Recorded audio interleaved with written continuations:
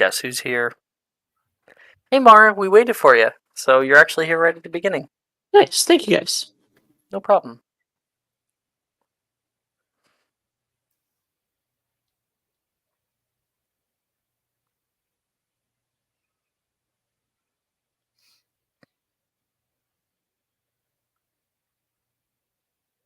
Perk, do you have your Pinterest board ready? For Alright, okay. the train? I'm gonna go bite my own foot off. Do we want to I- do the I train? have I a don't bunch normally of- do the train. Maya, I have so many Pinterest boards, you need to be specific.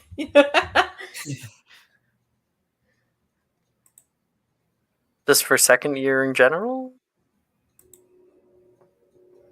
It is Oh. all good. I think she meant the train. Like a while back, we were all making Pinterest boards for like random shit that might come up.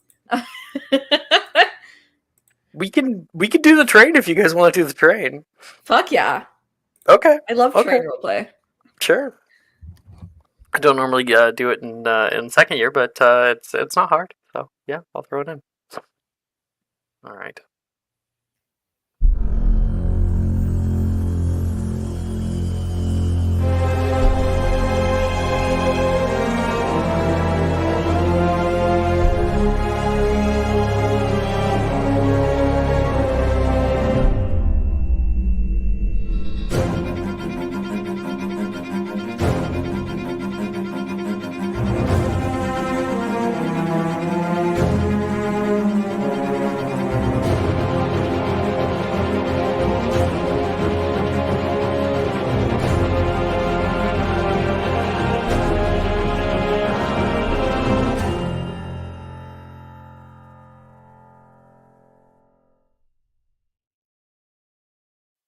Hello, everybody. Welcome to Magic Mysterium for Monday mornings here. We are coming up on session 4, which is a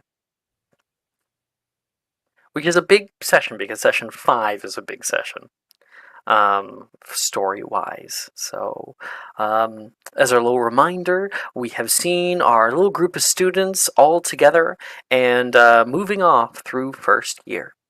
We had finished off with all of our classes as well as our Quidditch tryouts, which many people, I think 3 of you, ended up getting on the teams in various positions. Tony, didn't you make Seeker or some shit? Yeah. Yeah! As the Super that cool. that would have looked so awesome. That like the job, the position most requiring like dexterity, speed, and agility is being done by like a flying tank. You got like all 20, like all above 20s or something. It was really impressive. All right. And we had finished off our first year, so we had our time jump, and now this would be coming up on the end of Oh, I just realized something. Coming up on the end of your summer holidays that would have been spent with family, probably. I realized that the music I sent is now null and void, so don't worry, I have another one to send. Monday morning music. So tell new me music. if I'm wrong. Edmund stays at the castle during breaks, right? Would Pomfrey agree to let him like go out into London just the day that people are going to the train, just so he can socialize with his friends? Just so you can, well, okay, so I think that we can make it even more practical, and this is how I get, because there's a few people who stay at the castle, such as Drusilla, Sadie, obviously, because she lives there, but those people are often still on the train, and that is because every year you need new supplies, and not everything can be bought in Hogsmeade. So a lot of people end up either apparating out or taking the train. Some people are good for apparating back in to like Hogsmeade and then walking to the castle, but some people either don't have that, fear splinching, to you don't want that to happen, or just want to meet their friends and have a fun time. So Perfect. you could have been out there for supplies with Pomfrey, and you're taking the train back. Like she probably was like I can just teleport you back, and she's like, and you could be like, no, like I want to go see Desdemona or Bria or Tony, you know? Hmm. Cool. All right. So I sent new music. Highly recommend. Okay.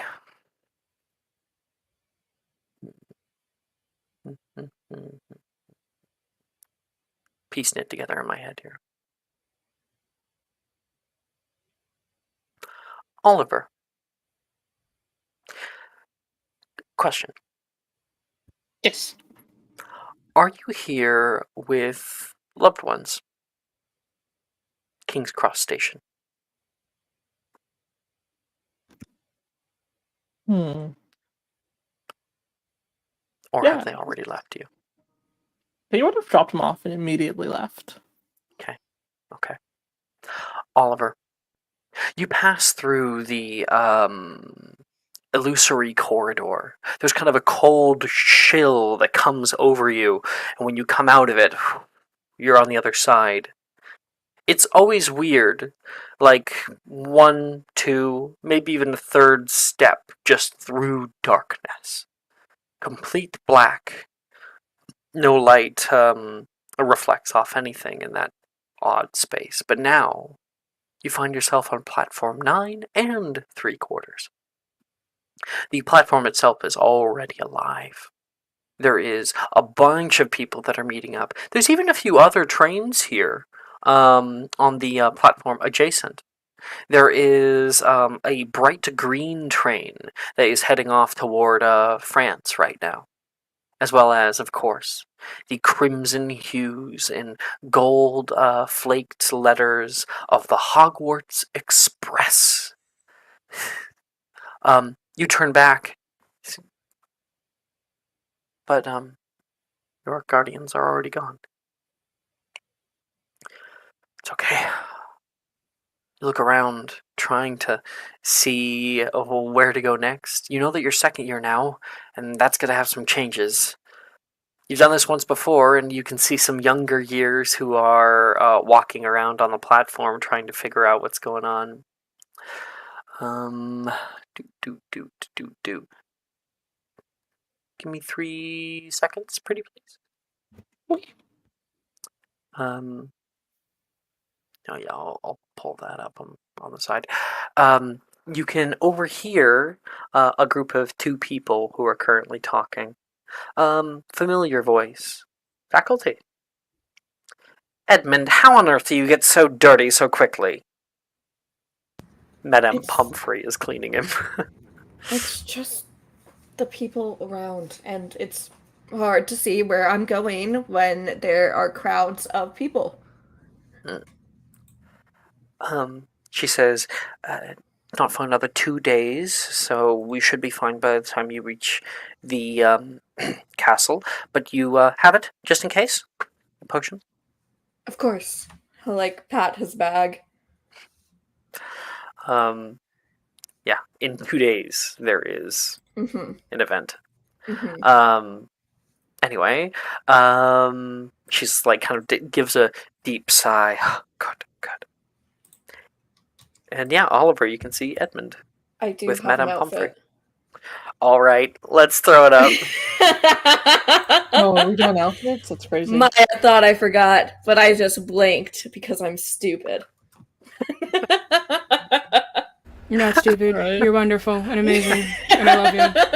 And you're great and wonderful. I'm just. I'm just a little bit special.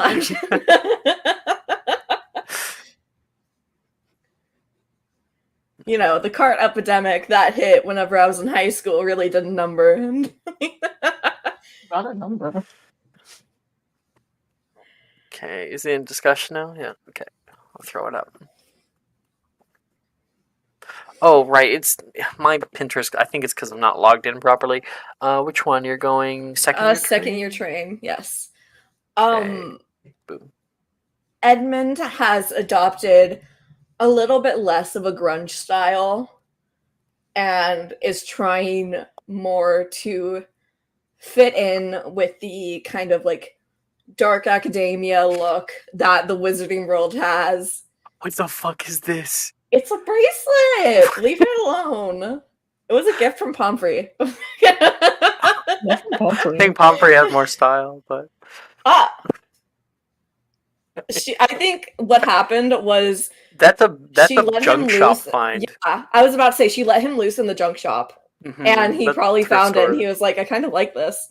Mhm. And she was like, "Yeah, whatever." He has adopted a bit less of a grunge style. There is still echoes from that in the Converse he's wearing because they are pretty beat up. You kind of get the idea that he's probably had them for a while. His hair is freshly cut, surprisingly. Pomfrey made him get a haircut. Yeah, she took it out of Madame Stelling's. Mm-hmm. Oliver, And Oliver. not Shawn Mendes. I'll open that up in the Leave the background. hair. Jump scare. Leave Shawn Mendes alone.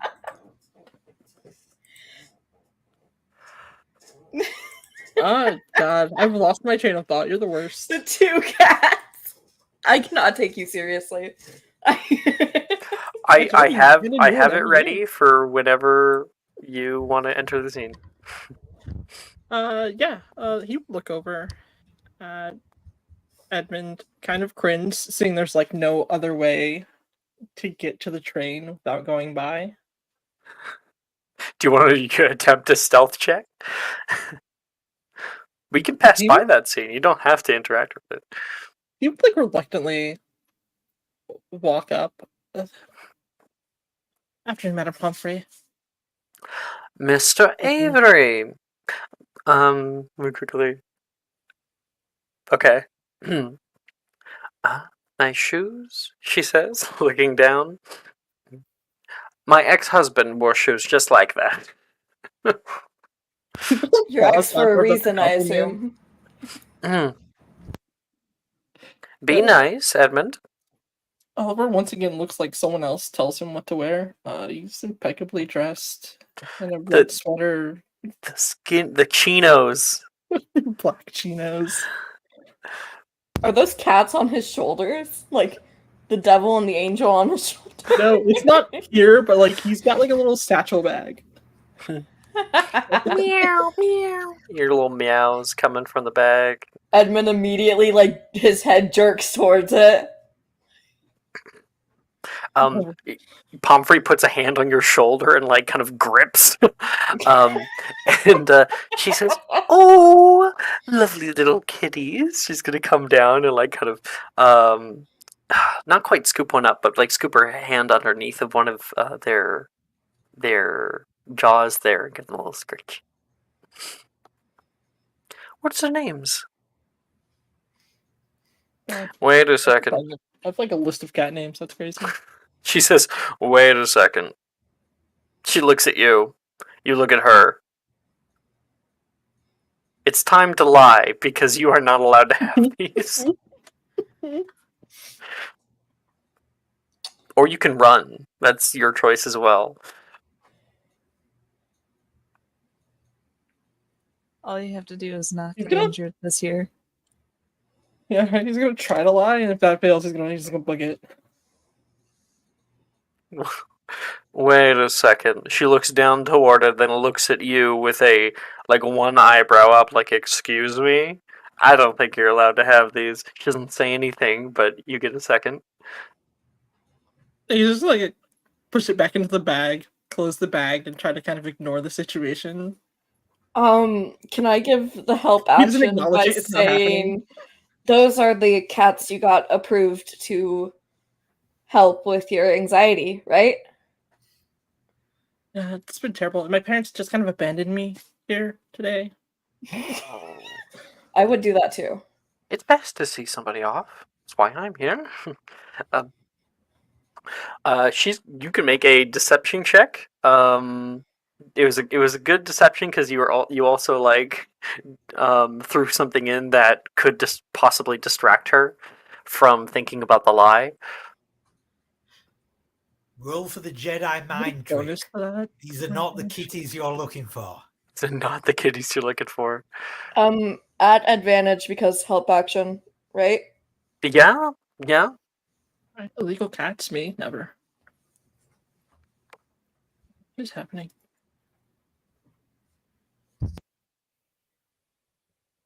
20. Nice. You are able to successfully deflect her away.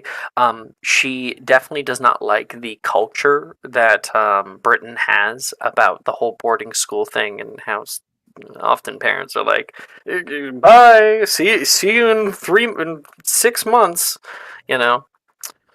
And yeah, she doesn't like that very much. You can see the furrowed brow.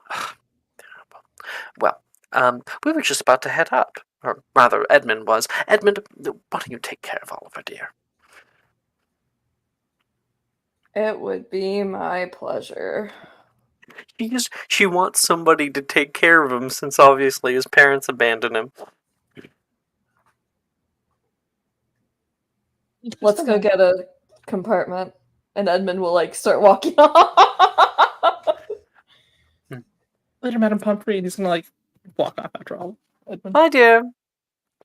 And she will check her like little watch there, and she'll wait until the train takes off so she can give you a wave before she disappears. Okay. Ooh. Right. Tony, you are waiting on the side of the main platform here. You're watching a few of the first years heading forward. Oh, sorry. I'm having some tummy troubles. And it just suddenly came up. Just got a wave of it. You're good. Take your time. Yeah. You're sitting on the side there, watching, and somebody comes and sidles up next to you. Can you imagine that we were that small? Not that long ago. Drusilla is next to you. Yeah, it feels like a lifetime ago. Tell you what I've been thinking though. I really want to try and get on the front of the locomotive and do the "I'm king of the world" thing from Titanic. I think that the conductor might end up just throwing you off the train entirely.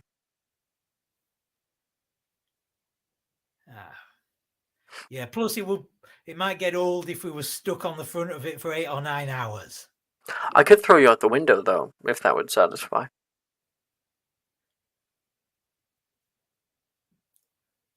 Maybe you could tow me behind on a rope. Once we get Train going. surfing. Mm.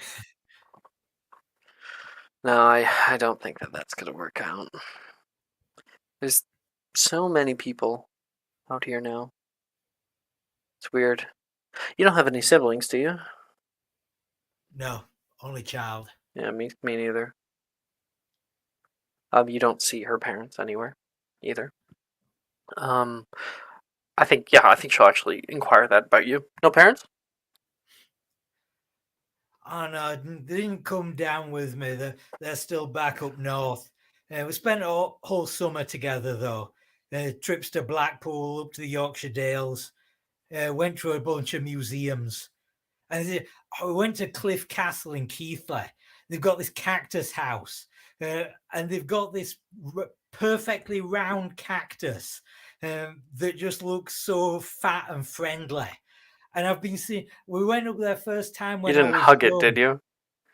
No, but we went there first time when I was young, and it was just, I don't know, like 8 inches, maybe like 5-6 inches across. It's just been growing every time we've been back, and it's like over a foot now. It's just bigger every time I see it. They're probably using dragon dung. I hear that is really good in fertilizer. She obviously doesn't realize that you're talking about a muggle place, right? Yeah. So what do you do with your summer? Um, I actually stay at the castle mostly. I only came down to get books, but got them all now. She can shows you a little bag here. Plus, it can be nice to see what everyone's up to. Oh, there's Janice. Hey, Janice! She waves over, but Janice doesn't notice her. But you see Janice. Oh, I just realized that I fucked up on what I was about to do. She doesn't come until later, I don't think. So I'm gonna run that back a little bit. She said what she said about looking at other people, and you end up seeing Ernesia, who is currently carting behind her sister. um, her sister has long, dark braids, big circular glasses that she tries to fix and grabs her stuff, and Arnesia's kind of cracking the whip on her to get onto the train. They're moving with quite a bit of haste. You can hear a high-pitched whistle that echoes through the train station, and you can hear "Departing 5 minutes." Shit, we should probably get going. As we get up, also ask her if she did anything with Sadie over the summer, since they both live up there. I mostly try to avoid her. It's harder when it comes to Christmas because she's always like, "No one should be alone on Christmas." I don't really celebrate much. Summers are easier. At least I can get out on grounds or just stay in my room.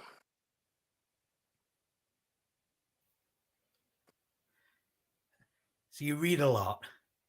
Just guessing if you're in your room all the time, that'd be my go-to. I like to take walks, mostly. The castle is a big place. Lots of weird stuff happens there. This, just this last little bit. I was walking in the dungeons, maybe 2 weeks ago, and they looked partially destroyed. I saw, a construction zone put up. Mr. Filch was out there trying to clean it up. It's gonna take him a long time. It looked like part of the ceiling was caving in. A lot of us seem to do that. I wonder what we'd find if we put all our maps together. You have a map? I haven't found that much, but I know a lot of people do this. If we just got together, got a big sheet, and put together a master map of everything we already know about, bet we'd find some interesting stuff. You know the castle changes, right? A lot of people say the castle's alive. I don't know if I believe that, but it's constantly changing. I've seen old pictures of the castle, early 1800s. There was a huge arboreum, and now we have individual greenhouses. And that just changed by itself. They didn't just rebuild it. It just came out one morning and it's changed. So I hear, she says. That's what it says in Hogwarts of History. The castle was enchanted to better suit the needs of the students. If it changed in certain ways, you could really get the feeling it was judging us. I feel like it would help us personally. Castle's always had kind of a motherly vibe, in my opinion. You guys hop up onto the train together. Meanwhile, on the station, Abria, you are here, with, your security entourage. You've got, they're holding all of your bags and everything, and everyone is keeping a solid, 10 feet from you at all times. think Abria is like looking and like keeps trying to like look over to see if her dad's gonna show up. And so like every time she sees somebody like looks remotely close to him, she kind of like stands up a little bit more. Then it's not him. She's like, okay. Last we heard, Mum, he was going to be here in, well, 5 minutes ago. I'm sure he's just running late. Thank you, number 2. I'm sure he'll be here soon. Number 2? They don't have names. They're number 1 and number 2. He doesn't even look bothered by it. Fucking just- rich people. Oh my god. I like to believe that she actually wasn't even told their names. She just She started just calling told them two. number 1, number 2. Like, Yeah. she isn't really supposed to refer to them at all, but she chose number 1 and number 2. These are the closest things she has to friends, alright? Live or be. Number 1 comes over and says, I'll take your bags up. Be right back. And number 2 like gives him a nod, and he heads off. You can see number 2's kind of scanning the crowd, also looking for your father or for any ne'er-do-wells. And one quick second, I feel like I'm forgetting something.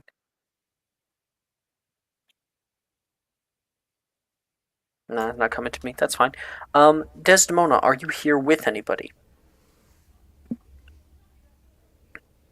Debating on whether or not her mother would bring her, or if she's like too sad of a woman to bring her. Damn.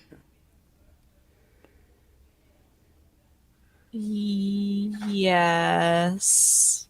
Yes, her mother would bring her. Abria, as you're looking around, you overhear a nearby conversation. Desdemona, why don't we start with a description of your mother? Yeah, her mother, is short like her, and that is where the similarities stop. She is a very frail looking woman, a bit older, shorter, dark hair, with like graying dark hair, maybe gray a little bit prematurely. She looks about maybe just as tired as Desdemona looks sometimes. A very sullen, somber sort of expression. Wearing very comfortable clothing, but back straight, like she has sort of been trained to handle very difficult things. You get the sense that there's like an air of regality despite the more somber nature that she presents herself with. You needn't take your own bags, darling. Gregory? She snaps your fingers. And a house elf appears on the platform. Yes, Mum. If you would please. Of course, Mum. And Gregory will come over. I might have those tests. Of course, Greg. Here. He'll take your little bags. Of course, he's very small and they're very big here. Let me know if you need any help, okay? For the last time, he doesn't need any help. He does just fine on his own. Isn't that right, Gregory? Always right, Mum. And you can hear a heavy sigh. That spew organization getting to you now? Or are they picketing outside your school? No. I'm just. Greg's been with us through a lot. It's hard not to have some sort of fondness. I suppose. He's a cute little pet. She stifles a grimace. If you want to retcon this is fine. I'm taking it in a direction. If you want to retcon, we can. If you want to take that in this direction, then I'm fine with it. She is a scrimgeour, so Mm-hmm. yeah. She has a heavy sigh. She looks back down toward you. Come here. She'll come over and place hands upon your shoulders. She's going to take your hair and kind of try to pat it down from the frizzles that are in it, but Her father gives had up. wild hair too. Yeah.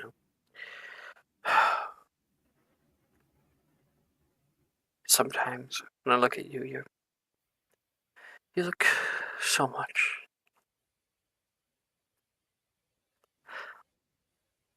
I hope you have a good time on the train. She doesn't Alright. complete her sentence. Alright, I promise. That's gonna go, she says. And she's gonna give you a hug, but it ends up being kind of like one of those little those kind of very, very light little tappy Yeah. hugs. Does kind of loosely, only loosely puts her arms around her. Mm-hmm. All right. She clears her throat and takes a little step back and kind of returns to that composure demeanor and looks around for a moment. Go on. And so, Abria, you can hear this conversation. You see the two of them starting to part. Abrea will kind of wave her hand really high and just, Des!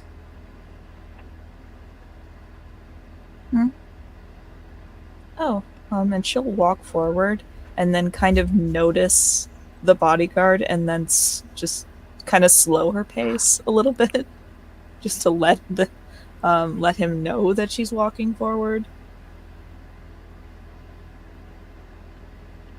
You know, it'd be so angsty and so tragic, but also extremely funny. You know how Desdemona's dad was the minister? What if y'all shared Secret Service? Oh. They did not do their jobs very well. Exactly. No. And he's dead now, so you guys don't get anything. Yeah. Yeah. Yeah. There's recognition there, though. Second year train. That's just an idea. I thought it was funny. Oh. I fucking love that bag, Maya. Yeah, What, the bag that's oh, you only get a section of it? What are you talking No. about? Oh, this one. Not see the bag The there, one in the though. middle of the fucking screen. Oh man, you really are feeling well today. Yeah, I'm not feeling well. Oh my god. Okay. I don't know what else to say other than, yeah, Bria's developing what looks to be a sort of 70s-esque style here. Eclectic. Yeah, it's very vintage. She likes vintage. And she's grandma. wearing braids this year. How dare you? These are her mother's clothes. Yes. You know, when I first saw the original year one Abria clothes with the red and black striped rugby shirt, my immediate thought when I first saw that was football hooligan. Oh. She's a big sports fan, I will say. That is the sort of stuff Youngest that football chaser hooligans since were James notorious Potter. for wearing. I said what I said. I love the pants, personally. The flare. This is your Gryffindor chaser. Let's go. Yeah. Queen of the Also, twists are thick. Mm-hmm. Super cool. Yeah. She's got her hair back in sort of that protective style this year. And yeah, she's just her normal little bright-eyed, wide-eyed self as she's just waving sort of enthusiastically at Desdemona. Jess, do you happen to have one? No, and I could have made one, but chose not to. Des fine. is wearing, because her mother came with her, she disapproves of most of Des's wardrobe. Des is wearing, nice jeans, and she managed to snag a hoodie, and she's wearing that with her kind of beat up Converse. Yeah. Beat up Converse gang. It's the thing that ties me and Edmund together. We're so grunge. We're so cool. Not like other kids. And Okay. Tony is wearing an Ice-T t-shirt because his old friends introduced him to some new things over the summer. Iced tea? Please tell me you know who Ice-T is. Oh, Please I'm tell like me. waiting. okay. Alright. Ooh. If you've never seen Law and Order, I don't know what to tell you. Right? Sorry, continue. Yeah, she's just like still waving at Desdemona. Yeah, she'll walk over if she's being permitted. I'm sorry, but some of the first things that came up when I looked up Ice-T t-shirt are this and Yeah, Ice him. T, Ice Cube. God, please be a Law and Order shirt. Okay. Okay. I want that shirt. Can you link that to me? I know. Can you link that to me, actually? Alright. Actually, that is Brooke. Alright. Great. Perfect. You ever watch? Thanks. You know, like other people might have like a little tag for like a disability tag, like a pin. That is way better than any pin. Absolutely. I'm using Mara's Amazon Prime to order this. Go for it.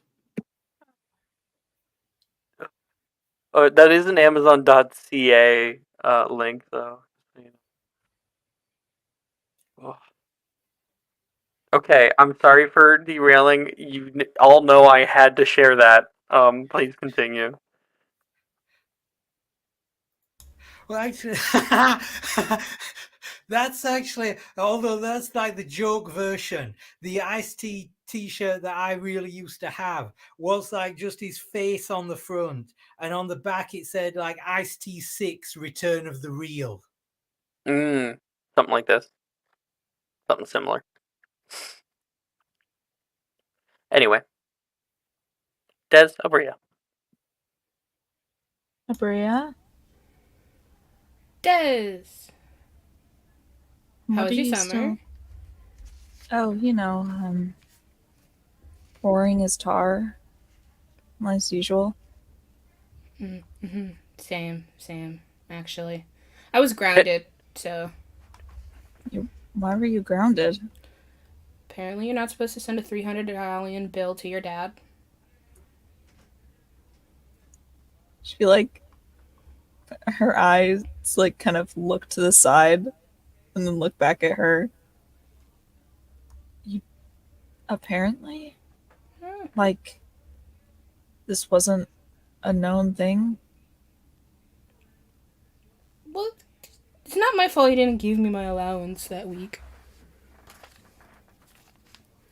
It's 300 galleons. Abria. Yeah.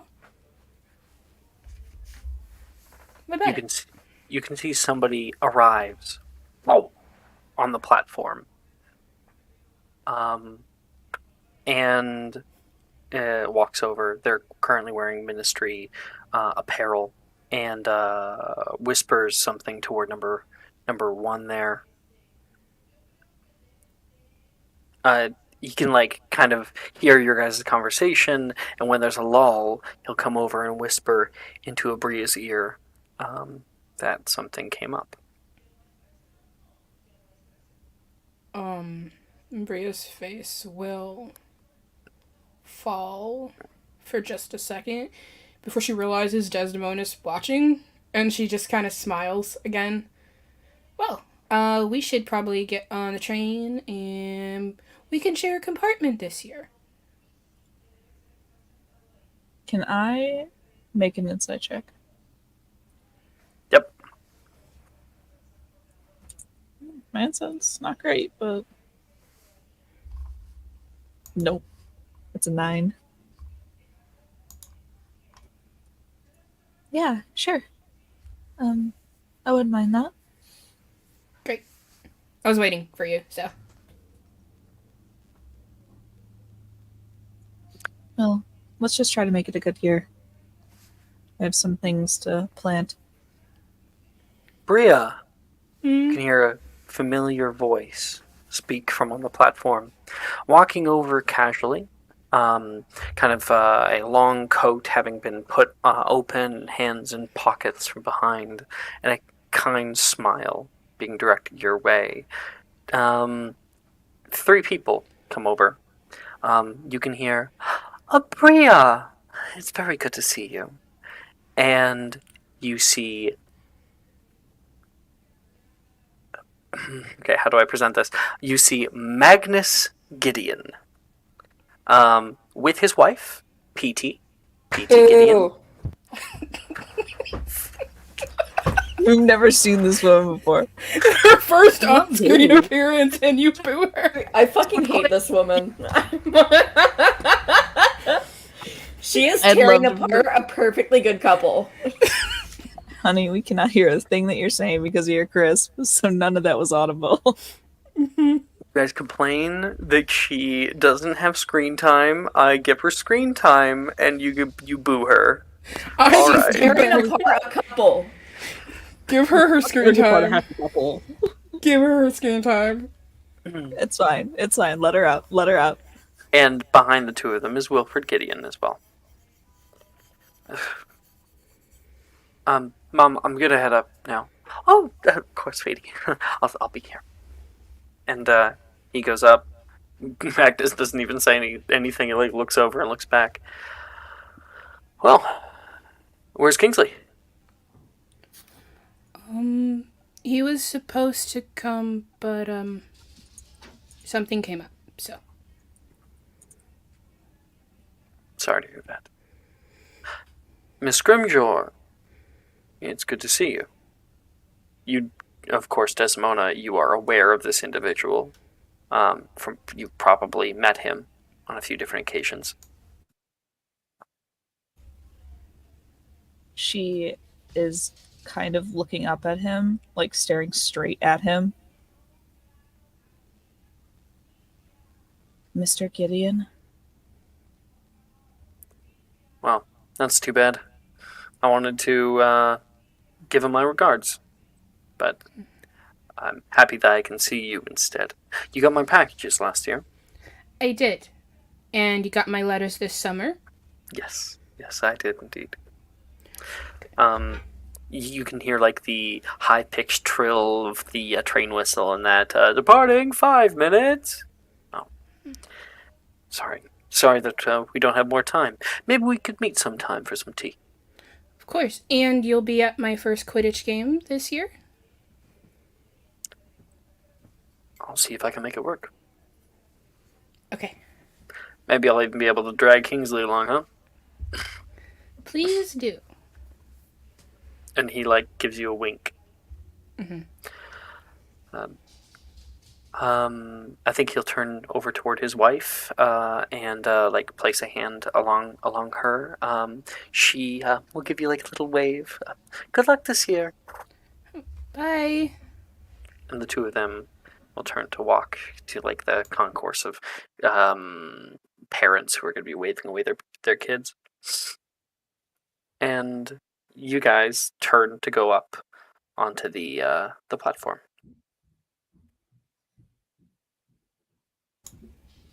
Shouldn't be too hard to find the other 2. We just gotta follow the sound of arguing. Honestly, I think I might prefer being in the compartment with the triplets than that. Ew. Did At you least hear the triplets. the rumor What? that Logan has scurvy? I heard about that. We cannot bring this back for a 4th game. I'm doing it. I'm doing it. I'm doing it. It's just a canon event at this time. I don't know. Okay, apparently I'm she back. And an didn't. M&M rumor is that Logan has scurvy. It's the Logan has scurvy. Brett doesn't exist, and Nolan has been fooling everybody and Escaping can it. actually see. Yeah. Mhm. The inside jokes. Okay. No, I I was, haven't I was heard that. thinking you might have caused so much trouble while I was gone. They detached the last carriage and now we're stranded in crew. That'd be quite the detour of the episode. Sorry, continue, Jess. Um, I didn't hear anything about that. Although last year he did take quite a tumble down the stairs. Not that I would know for what reason that was. Well, I already didn't eat a single piece of fruit last year. You know what? Come to think of it, I don't think I've ever seen him have fruit or maybe a single vegetable. Or water. It's a shame. Yeah, it's all been like butterbeer and pumpkin juice. That can't be Exactly. good for a person. It's no wonder he has scurvy. I really think we need to talk to Madame Pomfrey or something because it's concerning, Write a note to his family. right? I could probably mimic her handwriting if you That wanted would be a to. good idea. That'd be a good idea. You know you can cure scurvy by making tea out of pine needles. The Drusilla says behind you in line as her and Tony step up onto the platform. I do. And Tony joins in as well. Or couldn't you just eat oranges? Logan doesn't eat oranges. Logan doesn't eat any fruit. You should see him at the Gryffindor table. It's kind of disgusting sometimes. He kind of just inhales. If I pin him down, you guys can force feed him. That might be the only option. I had to I say might it, have to but get his sisters involved.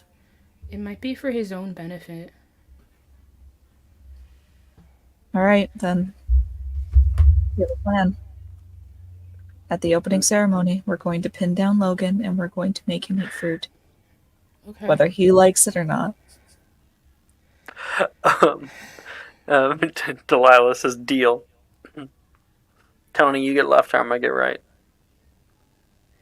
And I hold Right, the fruit. we'll do this prison style, the 5-man move. First person goes straight into the chest. Next one grabs an arm. Next one grabs the other arm. Last two take a leg. You've been watching too many Muggle movies. Next There's a time. National Geographic channel. It's like some days all they have is jail specials. Jail special. Nearby, we can hear arguing from a compartment. Edmund, Oliver, what are we arguing about? Oh, I'm so glad you asked this. I think Edmund has been arguing with Oliver for this entire time about how he needs to keep his cats in his bag and cannot be letting them run around the compartment because some people are allergic and it's really inconsiderate and rude that you're letting your cat run around when people with allergies exist. And also it could jump out the window. I don't know. I feel like you're a bad pet owner for that. Like, so you want to keep them locked in a tiny bag for 8 hours? I think that's They don't safer. Move around. I've got to feed them. You can put food in the bag. This is their enrichment time. He says as he like drags a little mouse. No, their enrichment time is 3 a.m. in the tower when they're trying to climb up my curtains on my bed. They like to explore. They're inquisitive. They're intelligent creatures. They need to Give us the explore bribe. elsewhere. They can explore if I throw them out the window right now. That's cruelty to animals. That's a crime. I You don't guys think turn it's the cruelty corner. to animals if the animal is evil. You guys turn the corner into the compartment where they're both I like to arguing. believe that we've been here since the start of this like argument. We've just been our heads have just been like ping ponging between the two of them. Then there's like Desdemona a heavy somehow cough from Desmond Drusilla. somehow has kettle corn and she's like shaking the bag and handing it over to Maria.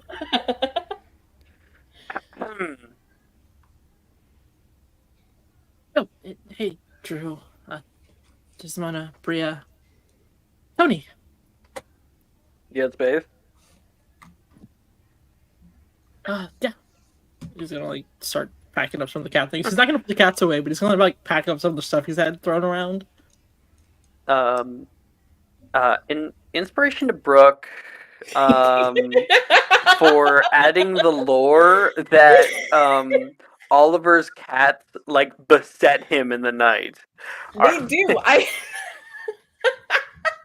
They like I can imagine one like trying to climb your curtains and then you like see it and then like it drops down and like skitters around your bed and then like jumps across It does the those way. things where, like when it has the zoomies where its body like crescents and it's like goes on like its legs are like super straight and it's just looking at you with glowing eyes.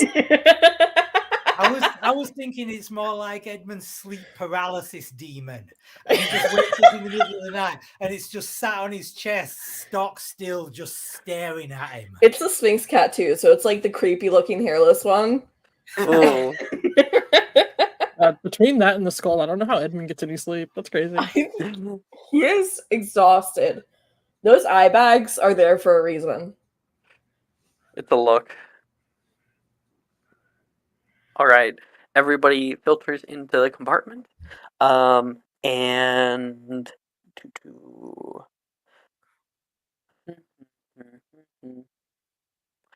Abria. Mm-hmm. Outside, you can see a few people are still loading on, and you just catch a glimpse of Nolan currently talking to a younger boy, a first year. Looks like he's like giving him some advice or something. He's got a hand on his shoulder, and like, you realize this is Nolan's little brother. You can see Zachary. I'm just gonna throw up a picture of him. Woo! The underclassmen. There it is. Zach. Stop screen. Here. They look very similar. They look like brothers. But of course, Zach is not blind. Mm-hmm. So yeah, they're like outside your window. Nolan gives him like a little like push on the shoulder, and Zach like kind of fights back. Nolan smiles and bumps him on the head with his stave, and I think Zachary kicks him and then rushes off to the first year compartment, and Nolan will head up onto the train. I just wanted to add that in the background. Adorable. Okay.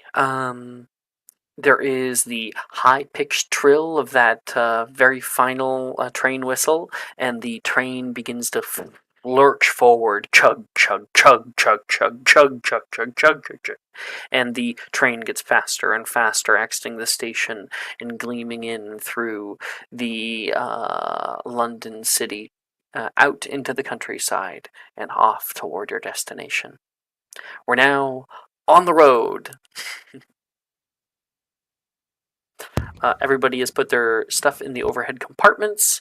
Oliver has his two kittens. Is probably has moved to be like the direct diagonal opposite of Edmund, or Edmund probably moved. And yeah, you guys are together. Drusilla has started taking out sorry. Drusilla has started taking out a little puzzle box. Deegan's working on it.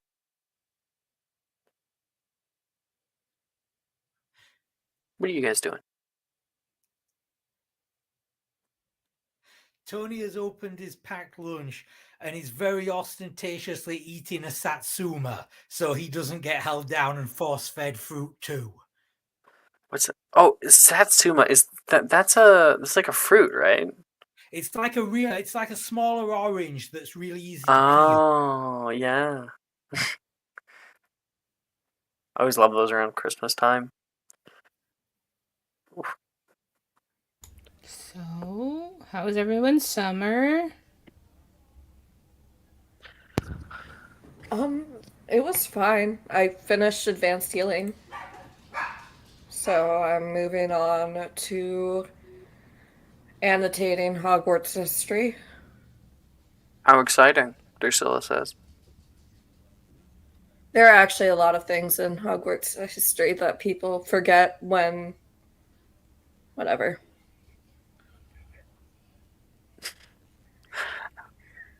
Well, I didn't even have to cut you off that time. I can sense when there is a need for knowledge. And obviously, you have no need for it. What house are you in again? Gryffindor? Is that a question or an answer?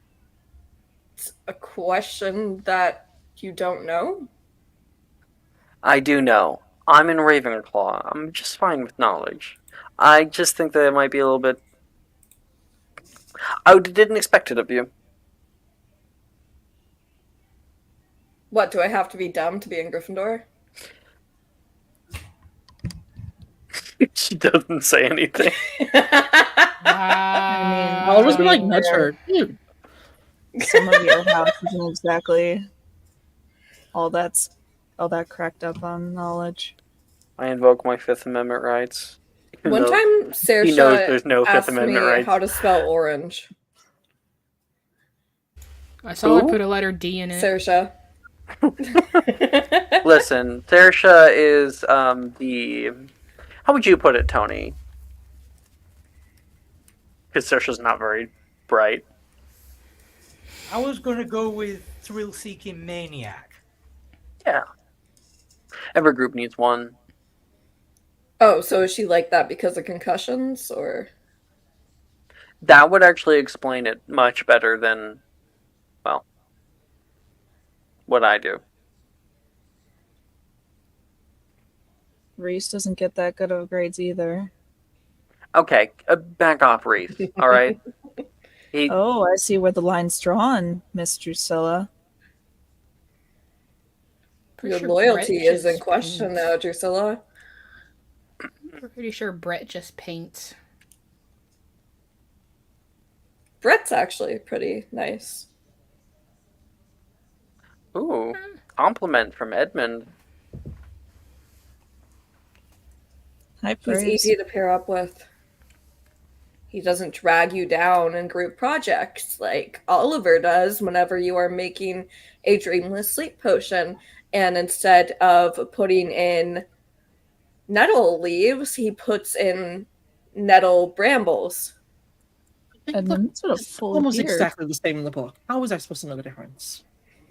You've been arguing about this for a whole year now.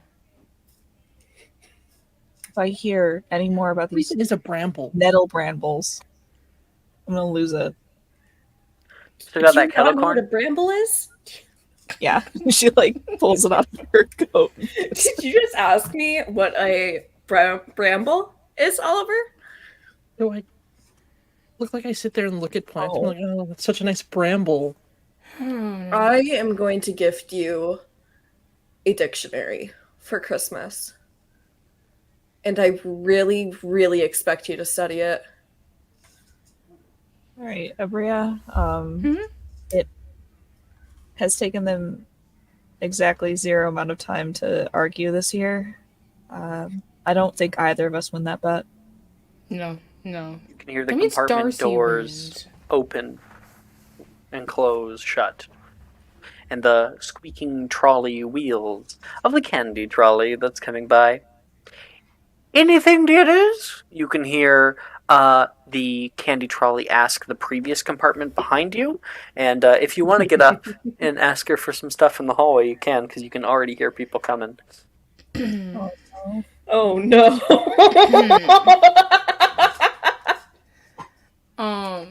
Abria, you got in trouble for this. Yeah, her dad also didn't show up when he said he was going to. Fair enough. She's gonna like get up and she'll let the first years have their turn, okay? She's not cruel. And Zachary's there, so he deserves to have his candy, okay? Well, they're already done. That was in the they would have already gone past because they go from first down to seventh. So they already went past those compartments. They're now in the second year. Yeah. She will kind of walk out. Does this Crawley lady have a first name? No, Okay. she's Trolley Lady. First name trolley, last name lady. Lady. Her name is NPC. That's her first name. NPC. I need to know. I will straight Miss up call this NPC. woman NPC. Okay, I'll do it. But no, she'll go up. Hello again. Oh, how do you do? I'm not supposed to. Well, did you get your payment? Eventually, took a little while. I actually have something for you. Pre-ordered, of course. And she's going to go down into the thing and pull out a head of broccoli from your farm. What if I told you that if you allow me to make my purchase, you will get double what you got last time? I just work here. I don't own the business. He said. What if you were paid under the table? Out of character, she's an eldritch horror and has no need for money. Oh yeah. I mean, Your father. So I don't want to cramp your style, but you are turned down, and your dad, although he did not show up today, has banned you from purchasing this year any candy on the trolley. hey, What if I don't pay for Bria, it? how much money do you have on you? Do you have She your will- allowance? She Are will you look whispering at in her her ear pocket. right now? You're like, how much money do you have? I don't got anything. Are you sure? So sure. You spent everything, didn't you? My dad doesn't get. He was supposed to show up today and give me my allowance, but he didn't. I'll give you a D4 of allowance. Bria. God, it's gonna get me. It's gonna be a 1. So I bet you it's gonna be a 1. it usually is. I hate my life. Yeah. Yup, you got 1 galleon. It's because you're still grounded. I mean, I was about to say, like, if there's any way that. I mean, there's no law against me purchasing it for you if you had. That's true.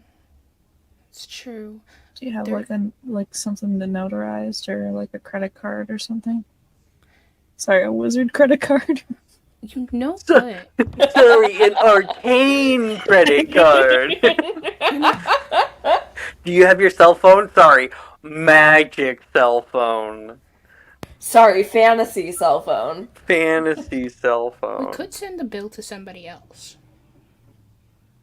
Not my dad. I just had an image of what the wizard credit card would actually look like. And it'd have like an illustration of an abacus on it.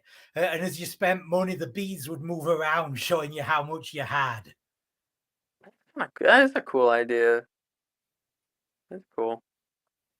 Anyway, I mean, you could say Wilfred did it.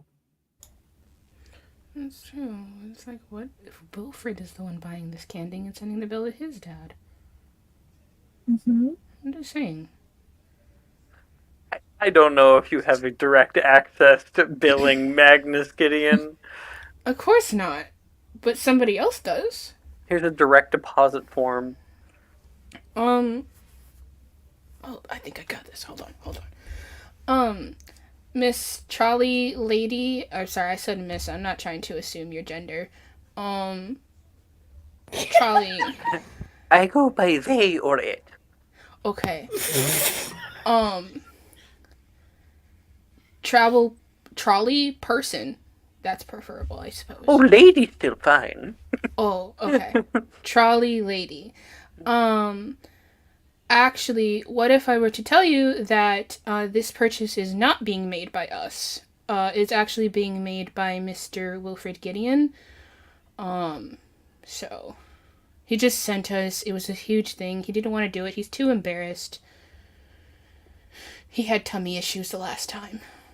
Yeah, he's been sort of in the bathroom this whole time. It's kind of embarrassing. And Oh my god. Okay. Make me a deception check. There's Which two people one- on here, so that's one of advantage. us? Yeah. I have a +7 in deception. I also have a +7. All right, so Abria. either of us. It's Abria, yeah. It's a Bria's lie, so you get a roll at advantage. I'm rolling insight. Natural 20. She got a natural 20. Motherfucker. Oh my god. You're gonna piss off your godfather. Oh my god. No, we won't because it's Wilfred. It's in who's Wilfred's making the name. purchase. It's gonna be It's in Wilfred's name. Wilfred's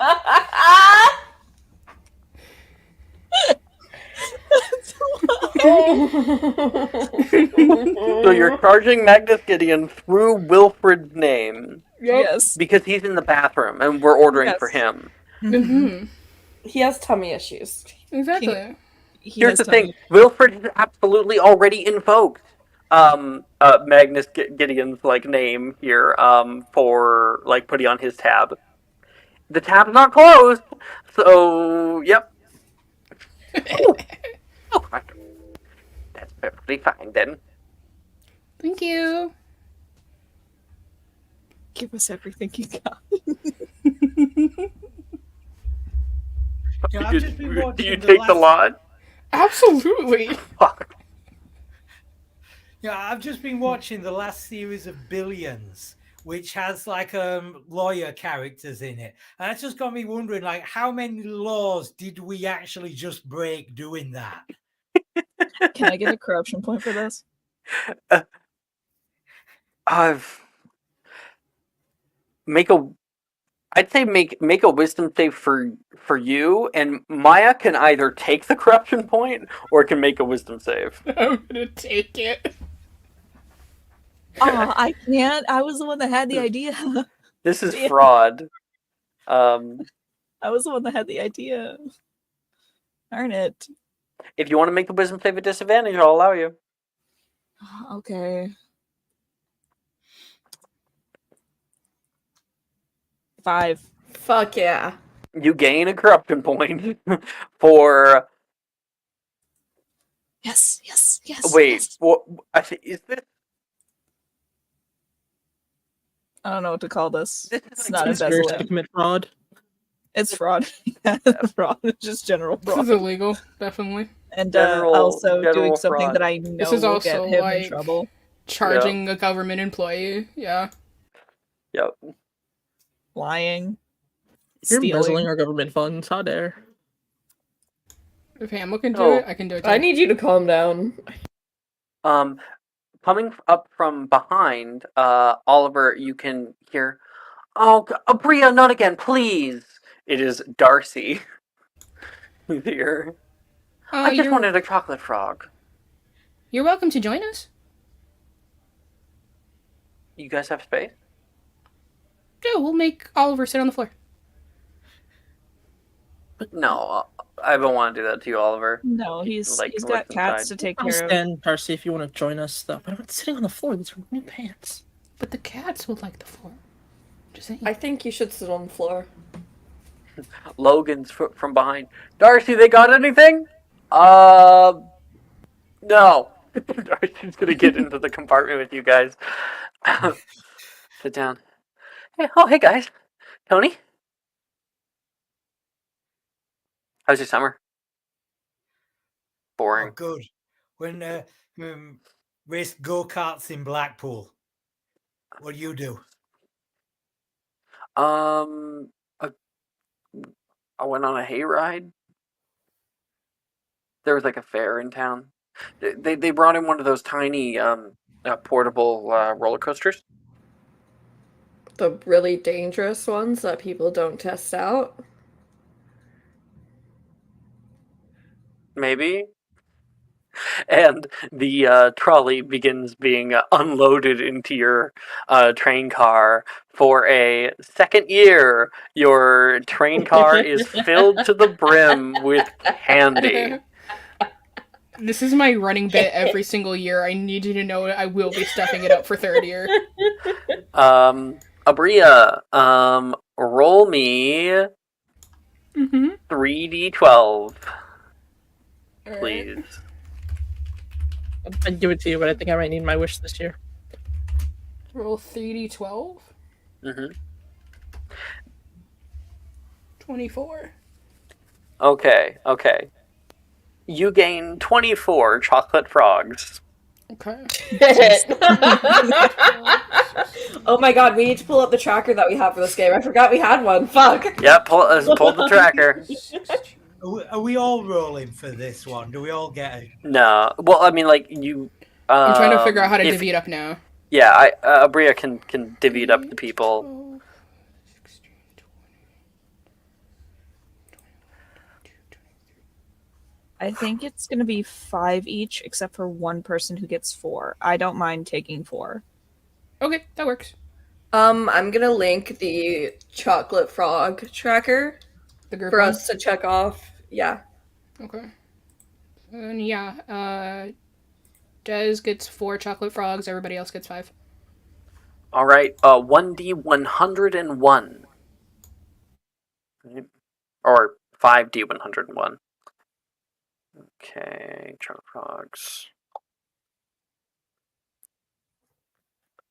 Okay, I will not be checking the thing because I'm going to be throwing them into discussion. So then we're going to try to go quick. So, let's get our first. Let's go Desdemona. We'll just go down the way. Des, what are yours? 4. Okay, 4. 4 is Grogan Stump, a British wizard who was Minister for Magic from 1811 to 1819 and was very popular, apparently. Minister of Magic. Of course, Yeah. I get that one. Of course, he had Mr. Magic, yeah. 12. 12? 12 is Merwin the Malicious. He is a dark wizard, medieval times, who created many of the unique jinxes and hexes you use today. Cool. 20. 20. 20 is Gwendolyn the Weird. We all know her. Yeah. Yeah. And then 63. Herman Winteringham. He is the elutist for the Weird Sisters. Cool. All right. Okay. Edmund. 2. Oh, damn. Okay.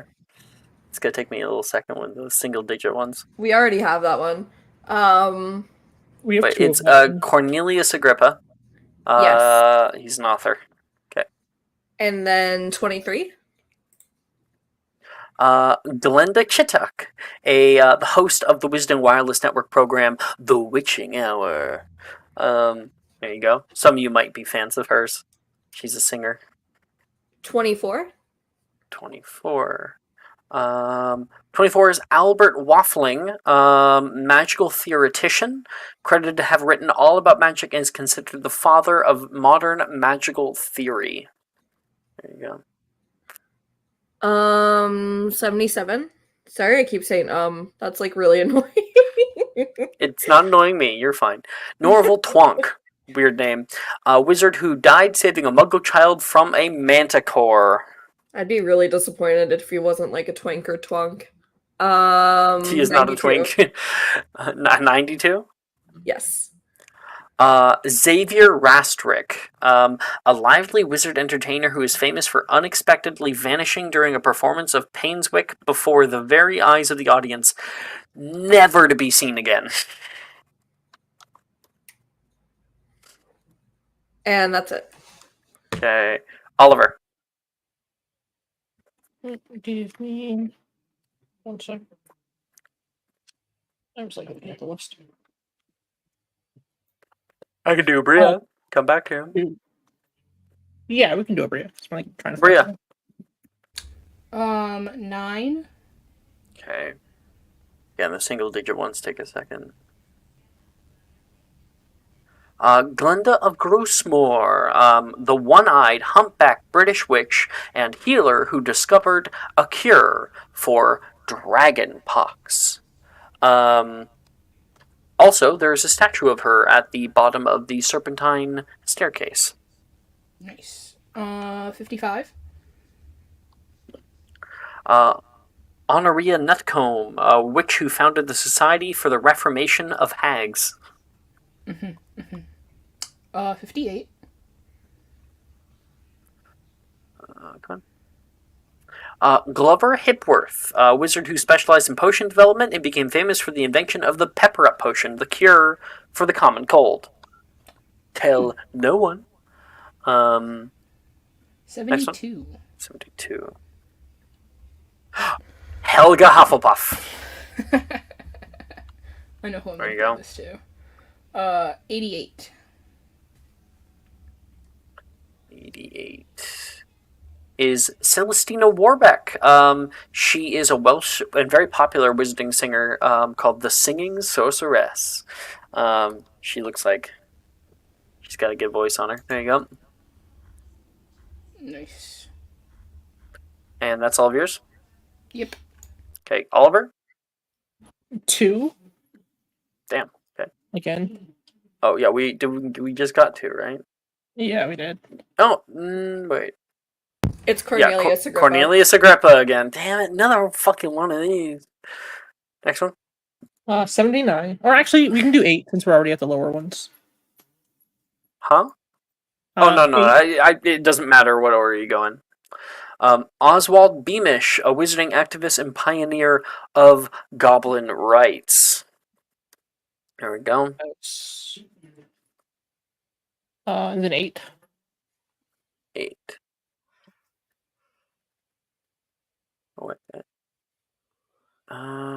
It's not giving it to me.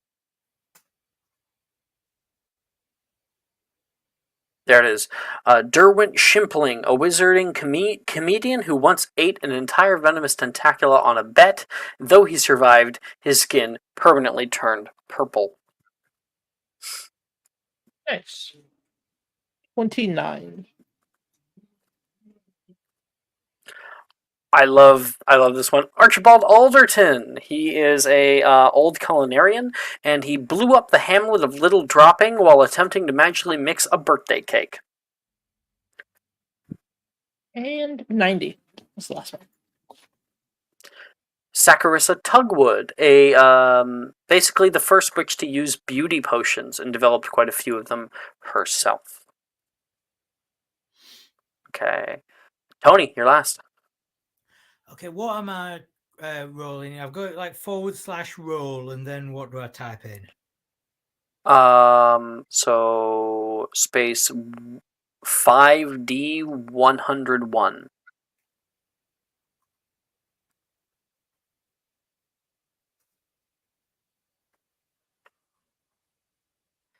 Now it's just put up sides.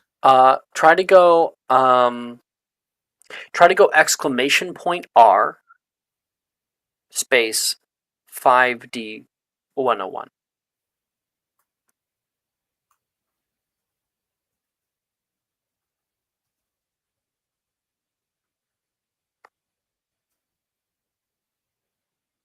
There you go.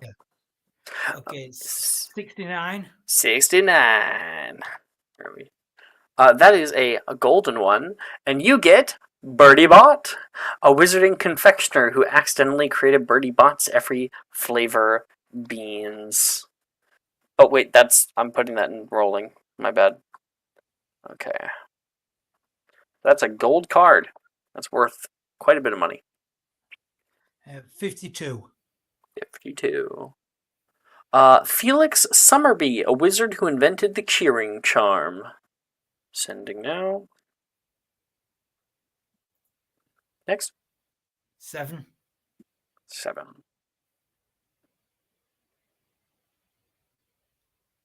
Hesper Starkley, a witch who studied how the moon's phases affect potion fabrication. Next one, 9. 9. Go. Oh, that's Gunhilda of Groosemore again. And the last one is 28. Tilly Toke, a British witch who saved the lives of several muggles during the Ilfracombe incident in 1932. And funny enough, I know exactly what the Ilfracombe incident is. That is when a Welsh green dragon came down and attacked a muggle beach.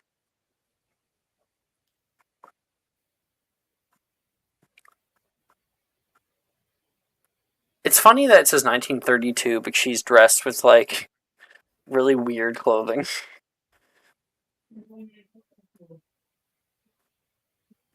Okay. And with all of our candy having been munched on, and eaten away, and our chocolate frogs given out, how are we looking on the document? By the way, probably have a lot of them now. We're looking really fucking good. Yeah, we need 56 more. We're like halfway through. Yeah. I estimate by 6th year we'll have it all done. We'll get there by Probably. 5th year. It gets harder and harder, every year because, like, if you only need a 5, like, that's hard to roll on a 1D101. I will Well, plan as long as we're heist. like You know what? getting a Bria to get the fucking cart, we're good. We're golden, I think. Actually, at You the get a end of bigger- 5th year, there is the night market, and you can properly purchase cards. So if you wanted to, like, if you only had like a few left and you wanted to like finish off your collection, then you could do that. Hey Alex, if we like finish this collection, will you give us something like mechanically? Absolutely. Well, I don't know about mechanically, but I mean, it would be worth a lot of money to have a whole collection. Or maybe they all come together to make something. Yeah. What I think that would be so fun. I think it would be super cool. Yeah. I think that's worthy of an M&M announcement. I don't know. Yeah. Absolutely. I think if we collect all the chocolate frog cards, I expect the announcement. And I've been trying forever. Oh. Yeah, Mara's gotten close on so many old runs. This is the bane of my existence. Truly. I mean, Mara's the one who made the tracking dock. With hearing Night Market, I'm now having Cyberpunk and Blades in the Dark flashbacks simultaneously.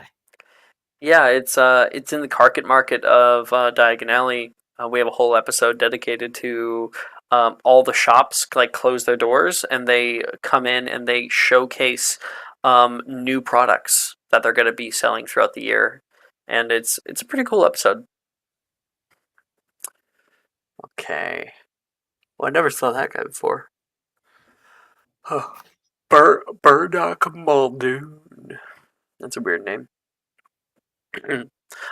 Darcy, I guess, like, opens up. I'll roll one for Darcy. We'll say. Hard 1D101.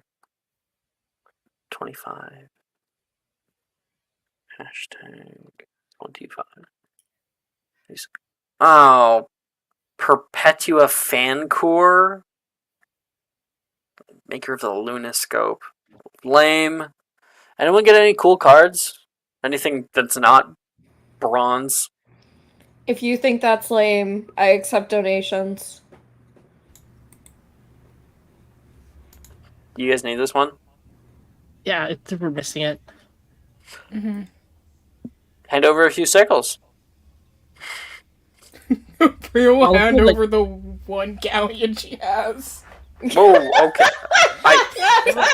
I was joking. I was joking. Make them feel bad. Make them feel bad. Yeah, she feels bad. She'll hand it back and give you the card. I don't collect. I mostly like to eat the frogs. And kind of camera cuts out. How many damn frogs are jumping around this compartment right now? Can we put them in a bag? 25. Yeah, You can try to. bag. I think we should put it in a bag. I think we Chocolate should frog put them bag. in a bag, and then, if they escape later into somebody else's compartment. That's their problem. Yeah, that's not our Someone fault. else's dorm room. Exactly. So was the plan for next year's great trolley heist once this loophole's come closed up? Something Well, once involving this loophole's Accio and closed, Leviosa. well, Yeah, it's an if actual this heist. loophole's closed up, Abria won't be grounded anymore, so we could just use the first hack again. You can just Either swap back and that, forth between their cars. but then after you do that, then next year there's still a problem. I propose, Drusilla says, that we blow out the side wall and tie large balloons to it and make it go flying off into the end of the sky, and then accio it alongside the side of the train, and then by the time we get there, we have the whole trolley. You know, it's not a bad idea. Or My we could attack the trolley lady.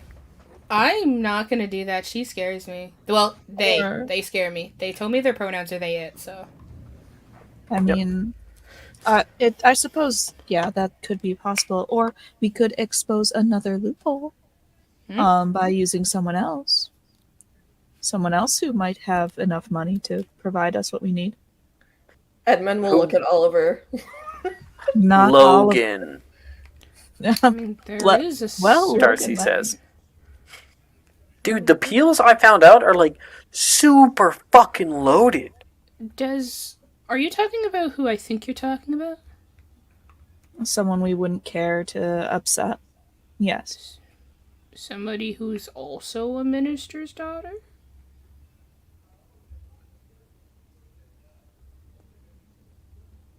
I'm very lost. Where are we? What are you guys Kaga, that's suggesting? crazy. I'm actually I'm, lost. I'm very I'm talking lost. about Rin. Jess, what were you talking about? I was talking about Gemma. I was going to put my sights on Gemma. But Oh. Oh yeah, we do need a okay, yeah, okay. I would Good. I would say let's go for the ones that, we won't miss the favor of first before we It's true. start burning our bridges. Alright. Could You guys send are some up either. crazy, Darcy says. I know when you're hanging out with us. What does that make you? Are you enjoying that chocolate frog? Too true. She will like rip the chocolate frog in half. You want some? Yeah, No? sure. I wasn't asking you, Des. Well, maybe you should. Maybe the person in charge of your dialogue should be more clear about who they're offering it to, then, because that's why there was been a prolonged period of silence. Offering it to the last person who spoke, which was Abria. But Oh, it's all good. thank you. Abria will pluck it. Thank you. Oliver, give me some beans. No, dude. I'll hand the beans over. She's gonna try to fight you for it. Can cats eat He's right chocolate? back. This is a 16 You do not athletics feed check. cats. No. Edmund's holding a chocolate wand over one of the Also a cats. 16. Stalemate. But he's gonna lose attention when he sees Edmund trying to offer his cats chocolate, and he's gonna let it go. He's not offering it. Edmund, Are you a get magzoologist? No, No? Okay. he's just a man with a lot of cats. If you were, you could be like,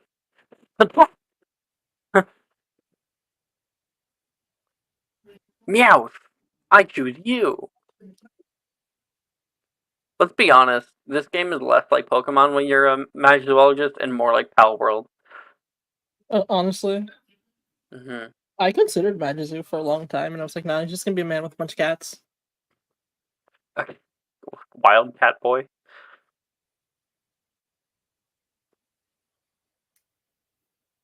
Okay, that's fine. All right. So, the train rolls down the track. And many hours later, we exit off. Of course, we all know this little shtick. We head up toward the carriages and take them out toward the castle proper. The first years are taken down toward the hut. You can hear that familiar voice. First years with me, Hagrid. And we can kind of fade our scene into the Hogwarts sorting ceremony. Now, there's only a few notable names that are put up. Actually, yeah, there's only a few notable names that are put up this year. You can view all of your underclassmen. I think you guys have access to it. I think everybody in the server does. Yeah. Access to the underclassmen. I can show you off. Here's a bunch. Some that are notable is Micaiah Green is called up, and she's sort of into Ravenclaw. This is Ernicia's little sister that we saw earlier. Some more. She's a bitch. She's really mean. And of course, Zachary Anderson, who is sort of into Slytherin, apart from his brother in Hufflepuff. But as that all finishes, the kind of... Oh, actually, sorry. This was supposed to go on before that happened, but we do have a little bit of opening announcements from McGonagall. She says, "Welcome back, students." You're all sitting in the Great Hall, waiting for the food. As the new year rears its head once again, I ask that you all devote yourselves to your studies. Second.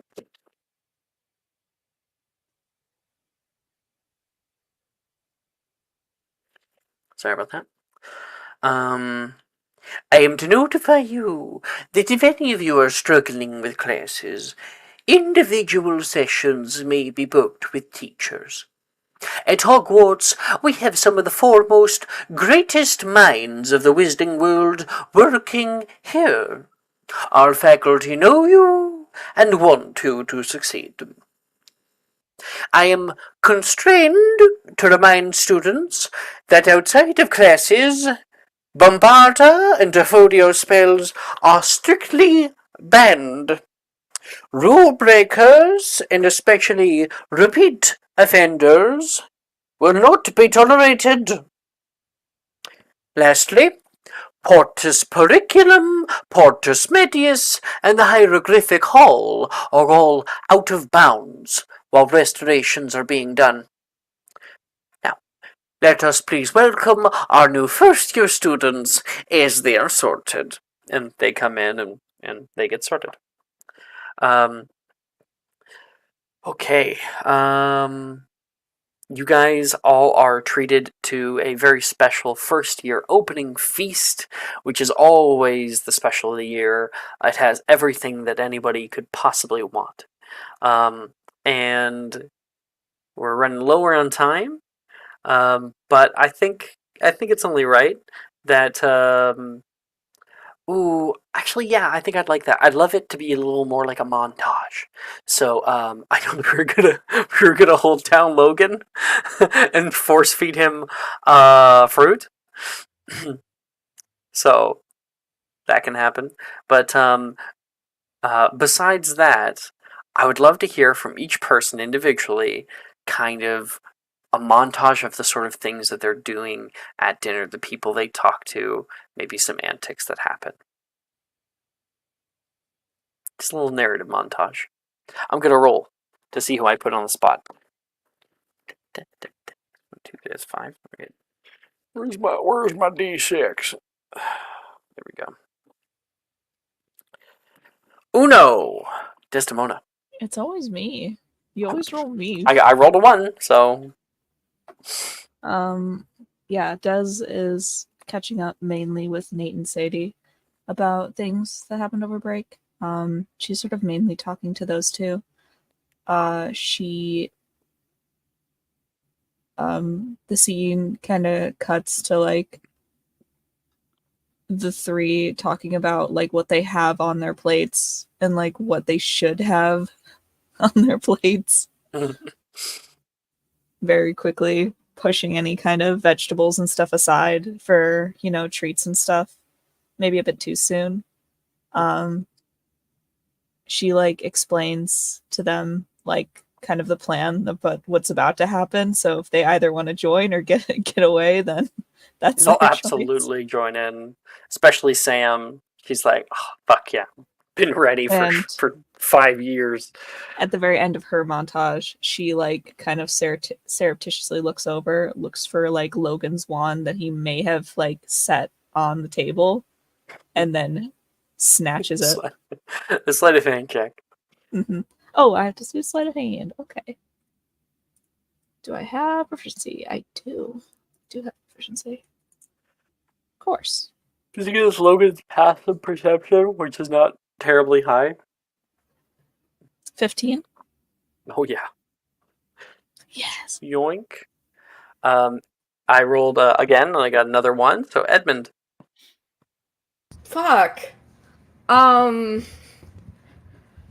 think throughout this entire thing, Edmund is trying very, very hard to just ignore what is happening around him and trying to read his fucking book at the table. And it's like, that like image of chaos all around someone, and they just like head down reading book, trying not to get involved. Making your little annotation, like a separate little notebook here. Yeah. Exactly. You're almost done. And then you can hear like the screaming from the other side. Getting pulled back. This is Drusilla is in fine. there with a big spoon of oranges. He's like, takes a sip of his tea. This is fine. Oliver. Oh, I didn't roll, but I'll roll. See if it doesn't land on Oliver. Wait, where'd it go? It's Oliver. I rolled another 1. Yeah, he would spend like half of dinner sitting there kind of eating. He's still got his cats like in his bag, so he's like sneaking them little pieces of food, arguing with Edmund about it. And then halfway through, like, he'd move over to the Ravenclaw table and hang out with Drusilla.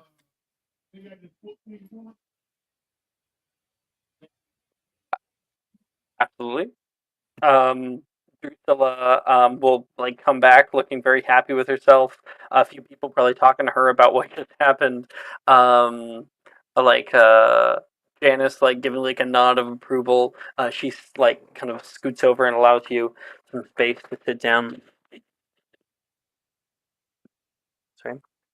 And I kept rolling my d4 and I kept getting 1, 1, 1, 1, and I'm kind of wondering if this is badly weighted.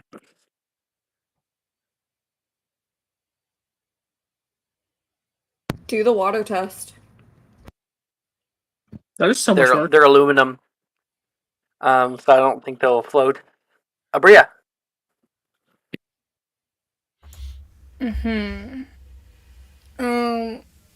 So you want to know what Abria's been doing? Yeah, I mean, she's kind of one of those social butterflies. She kind of floats from table to table, except she never goes near Slytherin because they scare her. You kind of see her hanging out at the Hufflepuff table a bit, much to Wilfred's chagrin.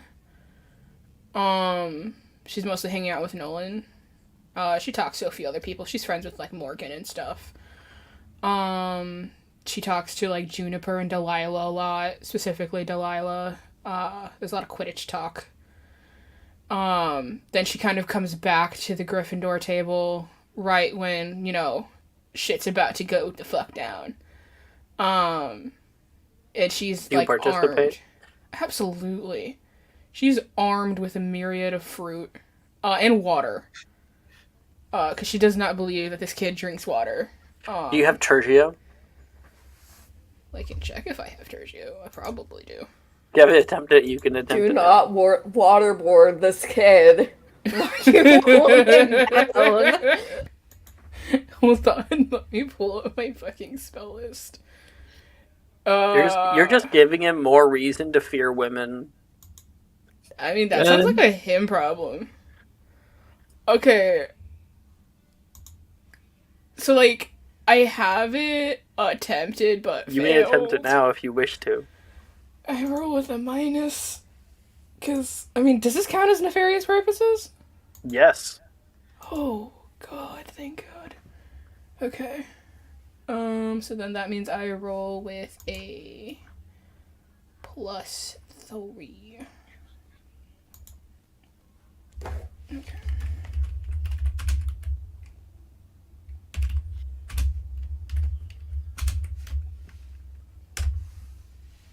That's a natural 20. So you grab, water and water use for a Tertio to kind of water bend it straight into his gullet. Yeah, that's what I'm doing. That's how Abria helps out. Tony, you're last. Okay, so Tony's going to gravitate to all like the other desperado broom riders, all like Darcy, Sam, Saoirse's part of that. Saoirse. Yeah, and we're also messing around with the food, like sort of using both like physical throws and magic to throw it around and trying to like catch it in our mouths out of the air. That's super cute. But somebody fires one at Tony, but loses control of the spell, so it arcs really high. And Tony has an ability that I haven't used yet, and Tony doesn't know he can do yet, where he can jump 15 feet without a broom and without incurring an attack. So he's just seeing this piece of food arc through the air, and just the connection makes in his mind, I want that in my mouth. And he just leaps 15 feet in the air, catches it in his mouth, drops onto it, just sort of like the superhero landing on the table with a look on his face. There's like a combination of that was awesome and what just happened. Inspiration. I loved that. You'd have a lot of people be like, whoa, like, what the fuck? And then probably some people cheering after the initial shock. Where's that ability come from? I don't know. Like mechanically, I don't even remember where it was in the like your character class, creation. your race, what? I don't even remember. I just remember it was it's like mainly supposed to be used in combat because it lets you get out of strike range without triggering an attack of opportunity. But cool. Is it like a feat? I don't know. I can't see it anywhere on my sheet. Where would it even be? Probably in the notes, but we can look at that later. It's all good. Okay. So with all that finished, our first night of Hogwarts school comes to an end. Being so close with your classmates and being able to see old friends and kind of develop these memories is vitally important to all of you. And I think that's where we'll take our break. And when we come back, we'll be starting off DADA. See you guys in 10.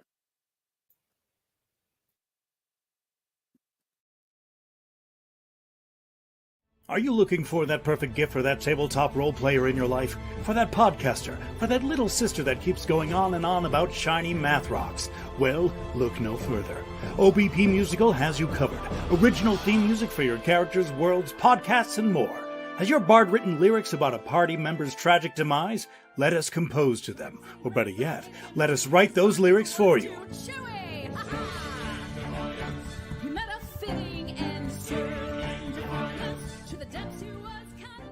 But the goodness, no, greatness, doesn't stop there. How would you like a cast member of Les Miserables, Disney, or Come From Away to sing your pieces? Oh, you bet you would. Fully orchestrated cinematic pieces. Pieces like this. Who'd rise to meet the call, who'd fiercely face the danger, be a hero to them all.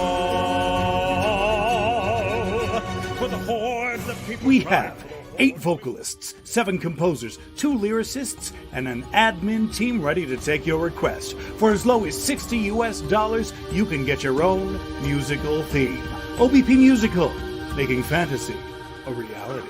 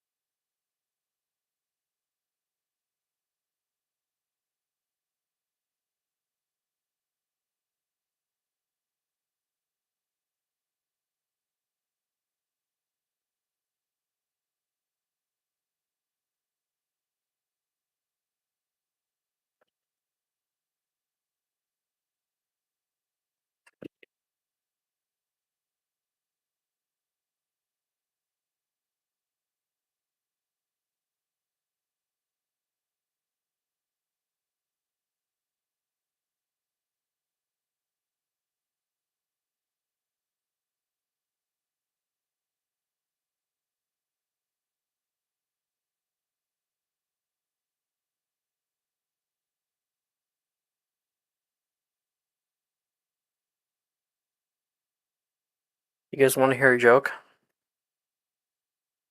Yeah. I once went to a beekeeper to purchase 12 bees, and the guy counted them up and he gave me 13. And I said, "Sir, is an extra one here?" And he said, "No, it's a freebie." I hate it. I hate it so much. Welcome back, I everybody. just got back. What the hell happened? Make them tell it again. What? What? I'll have to tell you What? later. What hat are you wearing? Can I see your hat? It's an old hat. It's Rick and Morty. Uh-huh. I just needed a hat because my hair's not done. No, don't Rather let Brooke than- fool you. She can't say anything or make fun of you as a Rick and Morty watcher. Okay. All right. It's only under the influence. Not anymore. It's like whenever you get drunk. Well, you wouldn't know this, Alex, but whenever you get drunk and you crave a cigarette. I don't even know that. No, Those are two things that I've used never to done. happen. So That used to happen all the time when I would go to frat parties because you would like go inside, drink a lot, and then go outside to catch your breath and like get some air, and then everyone would be smoking, and then you could just turn to the person on your right and you're like, "Hey, can I have a cigarette?" And they'll be like, "Yeah, sure." a bum of smoke. Yeah. Your experiences aren't universal, Brooke. I hate. I've seen it mentioned on TikTok.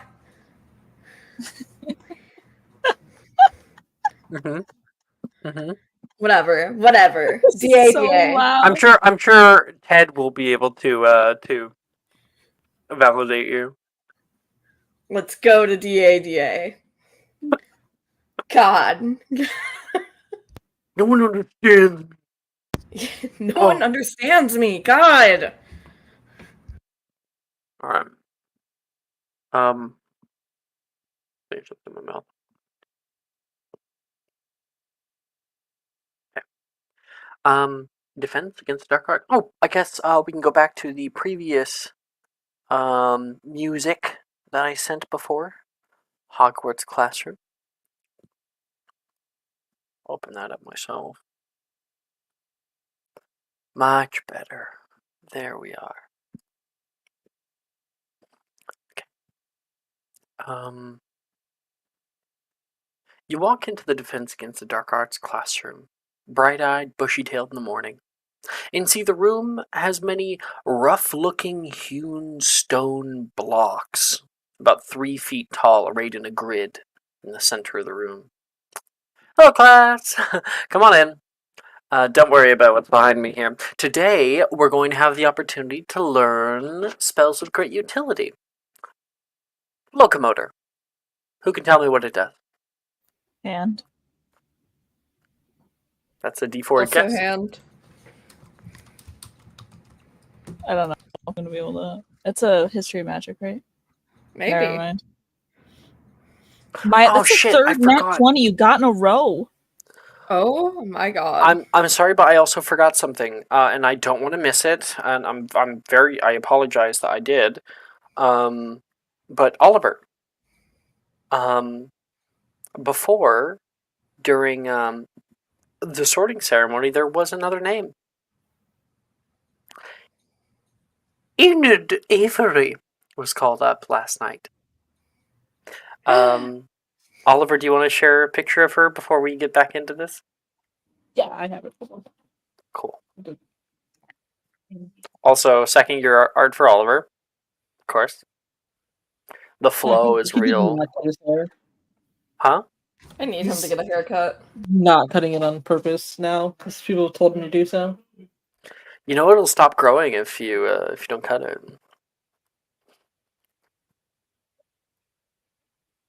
Oh, there's Desdemona's Aww, art. Oh, you threw it in discussion? she's so small. Enid. What was she like last night? What did like demeanor wise? Overly excited. like Little almost bundle bouncing. of chaos. And she was, 1 second, sorted into Slytherin. Evil little sister. Yeah, he would have sighed at that and been like, "Of course she is." Sorry about that. It just came to mind right then and there. And I was like, oh shit, I don't wanna miss No, that. you're good, Alex. Okay. It's fine. Back to the class though. Mr. Levitt. Mm-mm. Why am I using McGonagall? Mr. Levitt. Abria got a nat 20. Oh, it was No, I Abria. didn't. That was Oh, earlier. sorry. Oh, was that you earlier? That was earlier when I was casting No, it was right now. Poggio. Oh.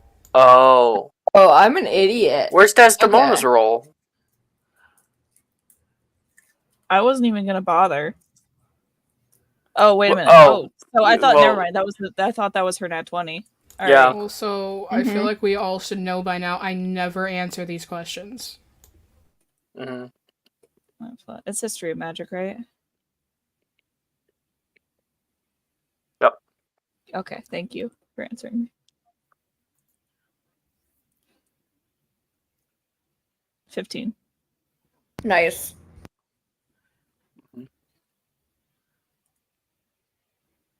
All right. Miss Scrimgeour, locomotor. What does it do? It raises things off the ground, levitates them, but only up to like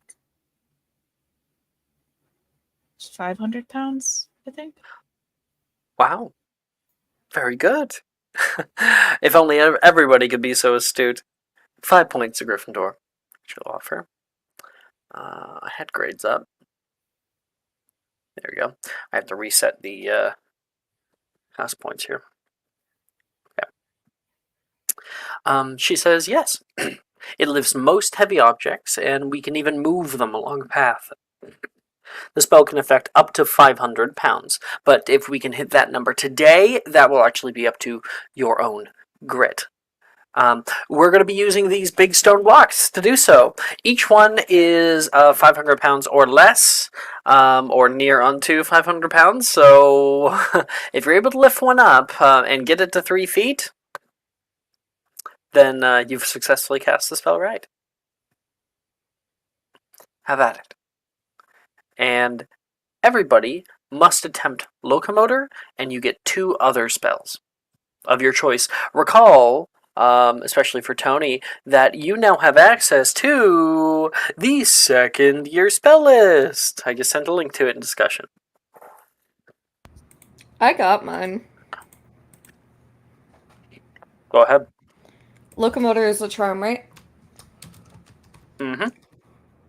All right. Let me go. Indeed it is. Second year, we learn almost exclusively charms. That's a 3 for locomotor. Mm-hmm. Uh-huh. And then I'm really gonna fucking try to lock in Bombarda. That's an 11. That's a success. Yeah, I got a little bit of narration for that one. So, Kat, trying out locomotor. You cast that down, and your wand suddenly becomes so heavy that you nearly fall forward, bashing part of your head against the stone block. Oh. Flick your wand once and bombarda it, and part of it kind of cracks off and falls onto the ground. Sorry, my crisp was probably too much. Part of it cracks off and falls onto the ground. And you're like, oh, well, that one worked. Your last spell? Fuck yeah. Got an offensive spell locked in. Next one's gonna be Infirma Cerebra. 8. 8. Okay. Not looking great for grade. Mm-hmm. That is a P only because you succeeded on one spell. Oh, I put that in the wrong place. Oh, you know what? That is significantly better than last year. Because you had a T last year. Yeah. How many games do you just like not have offensive spells? How many times? Well, right now it's less because Neve is actually pretty good at JHC and Apollonia is a fucking offensive god. But I think there's been on three Honey? separate occasions. Honey, if you're gonna go diggling around in a plastic bag, you might want to just dump the stuff out before, because we can hear every single crinkle. I love you. Of course. I appreciate you. Maybe wait to turn off Chris until after you're done eating. There. It's done. Okay. That was the last bit of it. Sorry. You're okay. Okay. Yeah, but that is a P for you there, Edmund. I have mine. Okay, Abria. Okay, so first I have to attempt locomotor with the stupid chicken. I actually have to do this fucking differently because I can't use the fucking slash attempt because I'm not using this for nefarious purposes. So Well, you can still use slash attempt. You just have to add alternate casting. Have you set your alternate stats? no, because Oh, that okay. is a lot of math. Sure. No, with the math. But you can set them on the bot. That's what the alternate casting is for. It's a 13 for locomotor. That is a success. The stone block rises up about a foot off the ground, and you can feel your wand gaining like weight to it. Ooh, okay. Cool. Then I'm gonna attempt Cantus.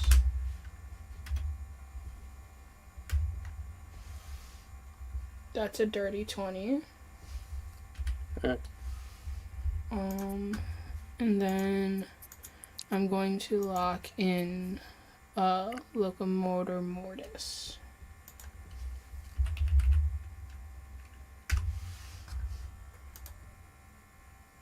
For another dirty 20.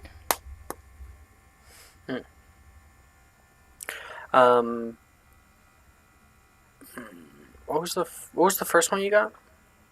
Cantus. 13. No, you Oh, got yeah, 13 and then over 20, over 20. High or low? Hi. Low. I'm giving you an E. Gotta work for it.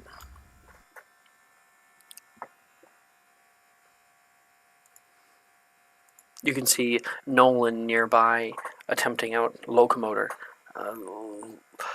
Locomotor! He casts out in front of him with his stave. And I'll quickly roll for him. Yeah. You can see the stone block kind of like do a little jump and then slam back down onto the pallet board it's resting on. Ugh, shit.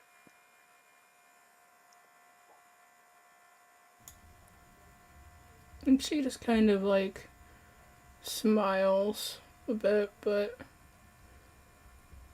she kind of like is like in that mindset of like he'll figure it out. He'll be fine. I'm sure he'll be fine. Okay. That is Abria and Edmund. Who's next?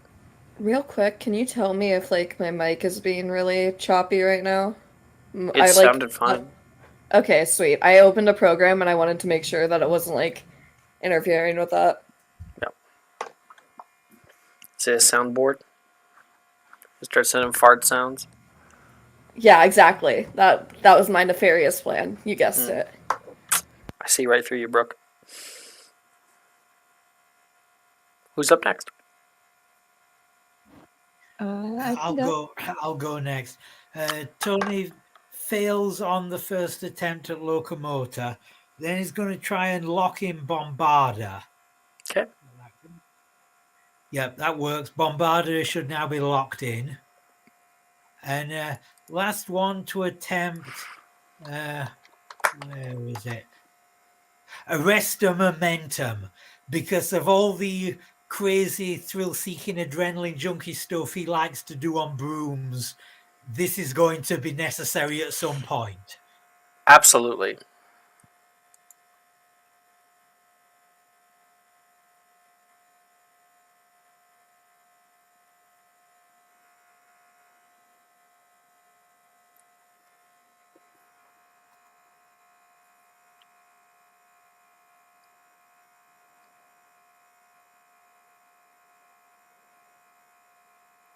$16.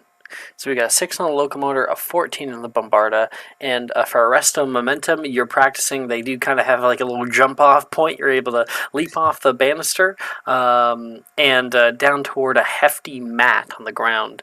You cast out arresto momentum and stop just a few feet before the ground, and then drop the rest of the way. Very, very useful. For that, you get a A overall, Tony, which is better than last year. Jess. Yeah. I will do the locomotor. Basically, what is my modifier? Just supposed to. 15. 15's not bad. For locomotor? Mm-hmm. Yeah, your that's not bad at all. Your stone block, you can feel that little bit of a resistance, and you push up against it. Locomotor, and your stone block rises about 3 feet up into the air. And when you take a step back, the block moves with you. Cool. And then I will try Cantus for 16. Are you doing that on anybody? Yes.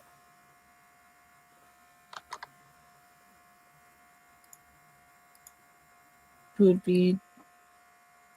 Looks like Nate or Sadie is a pretty open target right now. She'll fire one at Sadie. Roll to hit. Okay, what my hit is? Yeah, it's a +5 +2, so that's a 25 to hit. Absolutely. So the Nate and Sadie are kind of like working together, trying to get this done. You can see they have their backs turned. Never a good thing to do in DADA class. Cantus. You cast out toward there, and you can hear you can hear Sadie start to belt out a Beatles song. I wanna hold your hand. I don't think it's gonna show up with a crisp. I wanna hold your hand. And she starts singing that out all of a sudden. Nate looks at her like confused, and she keeps singing eyes wide, like not sure what's going on. And did I turn off Chris? I did turn off Chris. Good. And I'll make a little perception check for Nate. Do you want to try to, like, hide or? No, instead I think I'll cast Jenny Rickavedum at him. Do that and roll the hit. Oh, shoot. Where the hell am I typing? Oh, right. 8, 9, plus.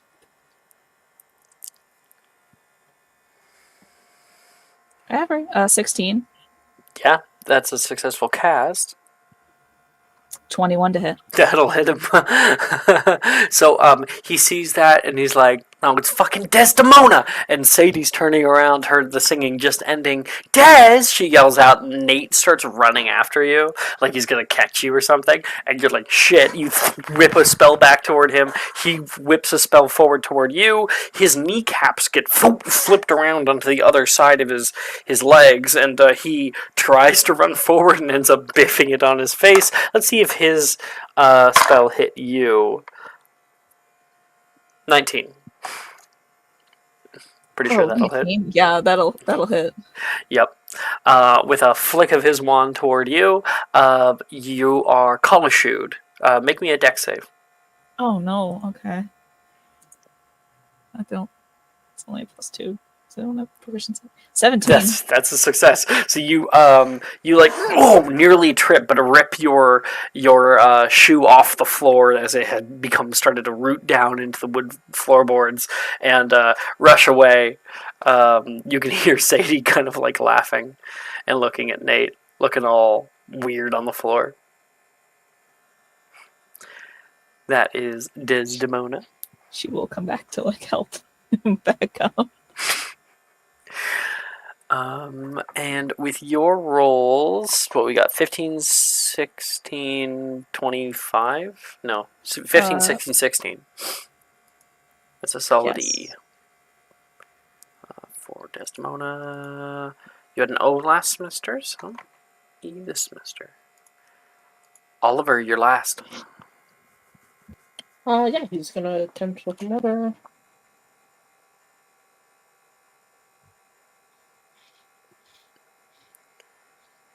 Uh, 17.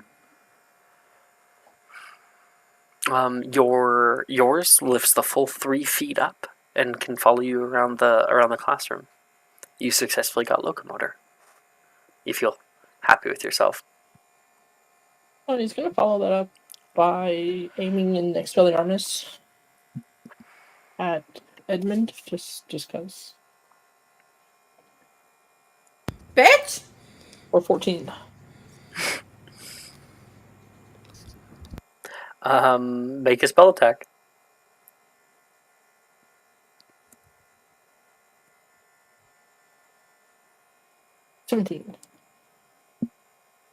Okay, wait. Before we, I hate being the one to do this, but before we move on with this scene, I think Expelliarmus is a 2nd level spell, and I'm not sure if we have access to this Oh, yet. it's researched. Yeah, That's fair. you can't actually cast it. Sorry. I apologize if that changes anything. I just wanted to bring it up just in case, because I know that there is another 2nd level spell that we're going to have to. Yeah, he's actually researching that one too. Because I'm also gonna go ahead and research Immobilis. So we can see Oliver like Expelliarmus, huh? Nothing happens. Next time, And again. Edmund. Next time. And then a 17 for Immobilis. And you feel like you understand Immobilis. So all of these spells are going to be great to be used against a common enemy, common foe. One of these days. Who the hell are you calling a common foe? Yeah, I mean, it's Edmund. I don't know. I was just saying All Brooke attached in here. general. Anyway. I mean, foe wouldn't be the word that we would use, but he is common.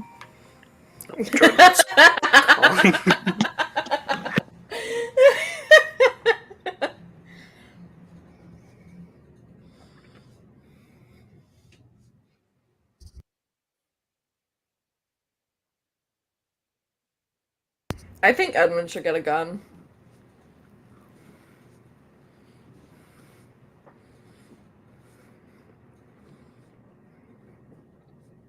Like at the night market. Sorry about that. Oh, what the... Jordan's video calling me now. What?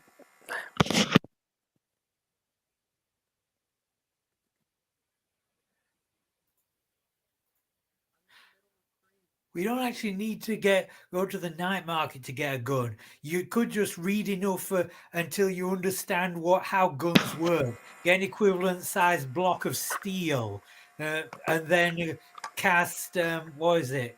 Verito. Yeah, and then you've got a gun. Well,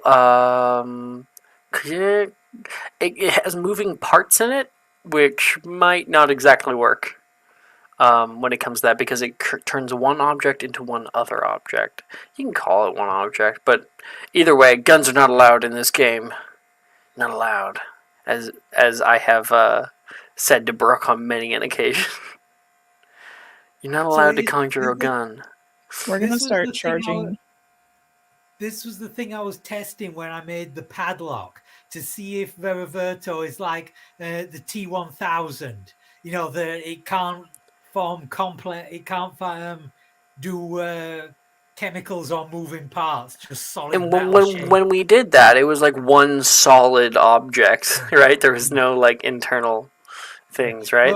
But unfortunately, I'd done two things at once, so I couldn't be sure whether it was solid like that because the spell couldn't do moving parts, or just because Tony didn't know what the moving parts inside a padlock worked like.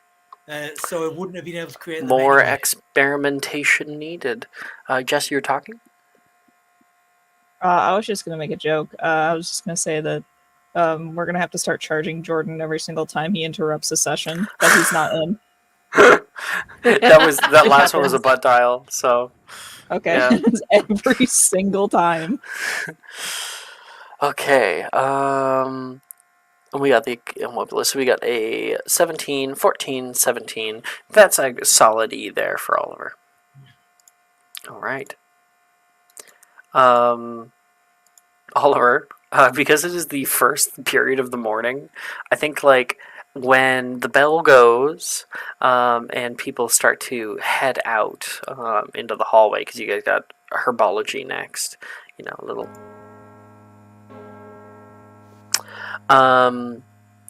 Darcy's gonna come over toward you, Oliver, and kind of like lean on your shoulder and go, "Oh, that was way too much candy last night.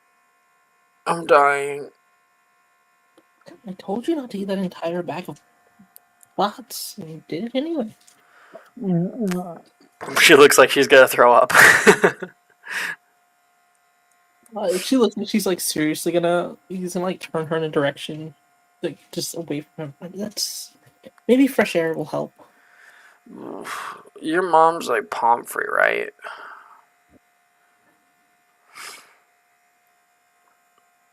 No, that's Edmund. Oh. You better dress than Edmund. That's a little offensive. Direct me toward Edmund. Maybe he can help me. So start like dragging Edmund. He's gonna yell. What? Darcy needs your mom. My mom's not here. I'm so out of it right now, Darcy says. Don't you like live with Madame Pomfrey? That doesn't make her my mom. Semantic. Man, come on, Oliver. Not, Pomfrey isn't Edmund's mom. This guy. Darcy immediately pulls you under the bus with a sly smile. He's gonna like look appalled, but he's not gonna like refute it. Whatever. I'll walk you guys to the hospital wing. Thanks, That's Edmund. what you want. He's gonna put an arm around Edmund. Edmund walks off. Darcy looks back and goes, "Thank you." Yeah, we'll just kind of wave at him as they. Herbology's next. The first year's supply list had Snuggleworm Puff earmuffs in all bold font. As you take your leave into the Herbology Greenhouse number 2, you begin to learn why. The class is organized in front of small clay pots. You can see a few green leaves peeking up out of the soil. Everyone, find your spots, please. Find your spots. Now, the plant in front of you will be your project for the year. We will be growing them, pruning them, and repotting them until they have fully matured. Who can identify the plant in front of you? Hand. Ooh, quick on the draw there, Edmund. D4 to you, herbology check. I nearly choked on my drink trying to. Unmute.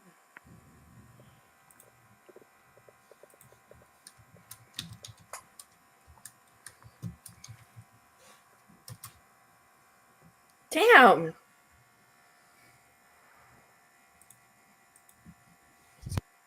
17's pretty good. Is anyone even putting up I for know him? it is, but I can do better.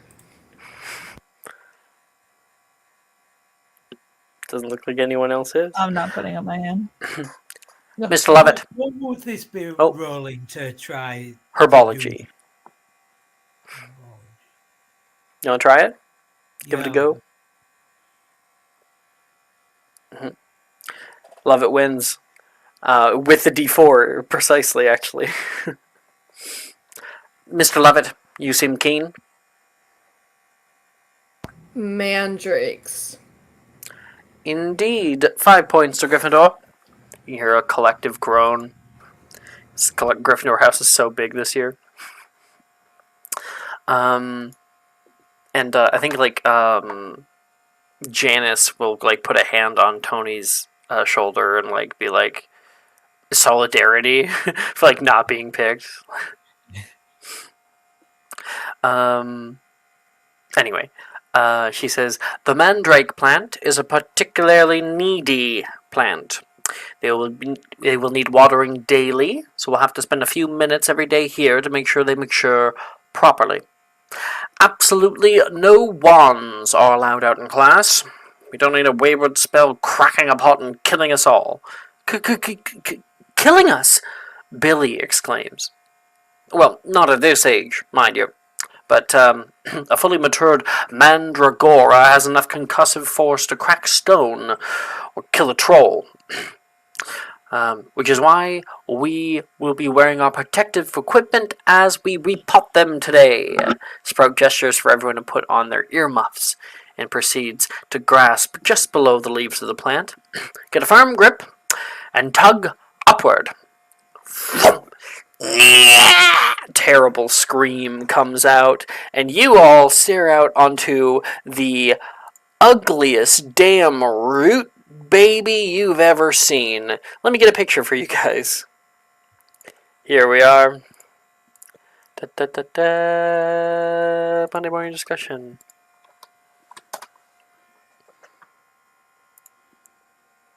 Here we go. Even through the earmuffs, you can hear just this slight screaming, very, very muffled. And all of you guys are going to say hello to your very own custom root babies. Everybody, make me a herbology check.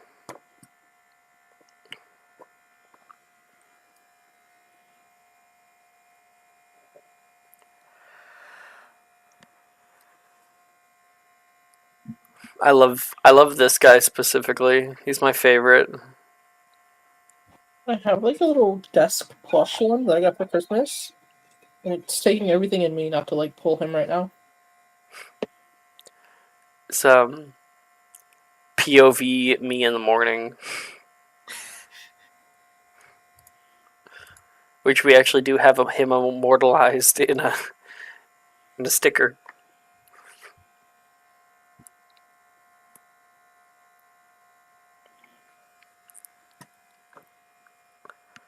Okay, let's look at these That's just herbology asking checks. you for inspo. What? The mandrake. It's you asking for inspo because you so rarely get it. I beg and plead for inspo. And then I go. I stand here only to watch my lessers get inspo before me. Damn! Wow. Wow. I'll go fuck myself, I guess. God. Okay. Please do and be quiet about it.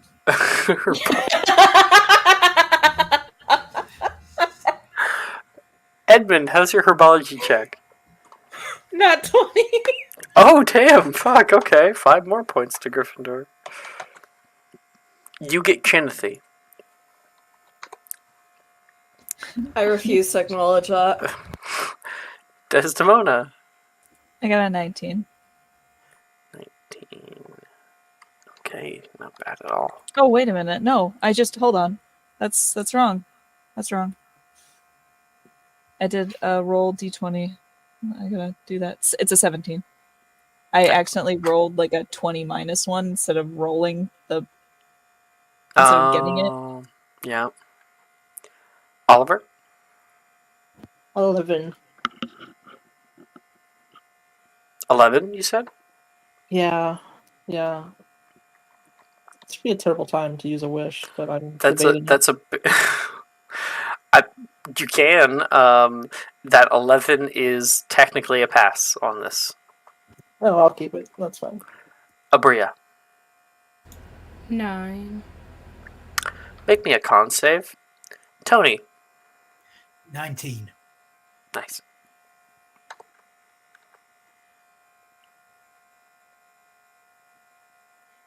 19.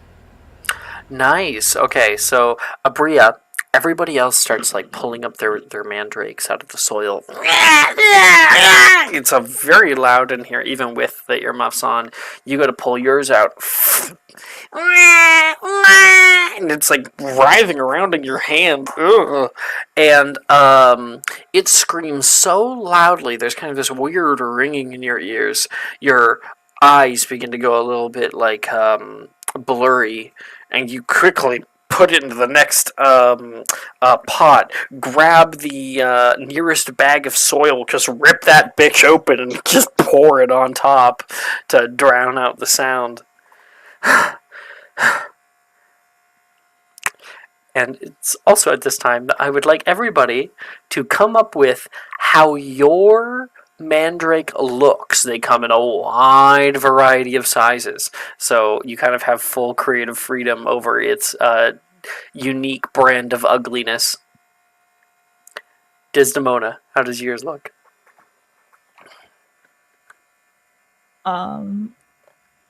Unlike a lot of them, it's got a very, very tiny face on a very large body. Mm-hmm. It kind of just looks like one of those thumb people from the Spy Kids movies. Mm-hmm. I love the thumb people. It's not an attractive sight. What's the texture like of it? Is it like lumpy? In a way that looks like it might have joints, but it's definitely not joints. It's very lumpy. Oh, like the wrinkles on like a finger. Mm-hmm. Oh, okay, love it. Thank you. Inspiration, Jess. Thank you. I appreciate the acknowledgement. Edmund.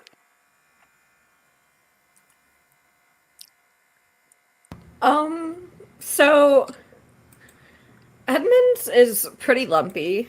Truly the only way I can really like effectively get the point across of how its face looks though is through this picture that I'm sending.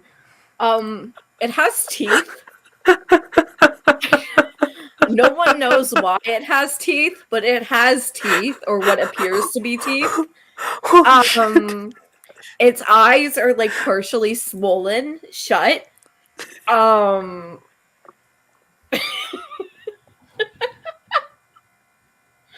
It has a very triangular shape. Mm-hmm. Mm-hmm. Okay. It's a bit Thank hairy. you very much. It's like yeah, the little fuzzy. philia. Yeah. Yeah.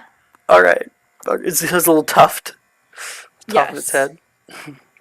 Yes. Its Oh. like leaves are very like fluffy almost.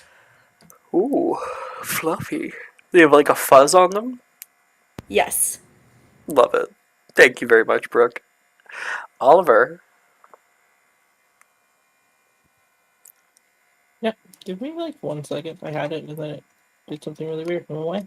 Oh, do you have like a picture or something? I do. I'm a deeply troubled individual, so I had to find the most Oh, disturbing for moment I stream, could let me just, put that up there. Find. Jeez. Gonna be polite to others though. As this mandrake is just like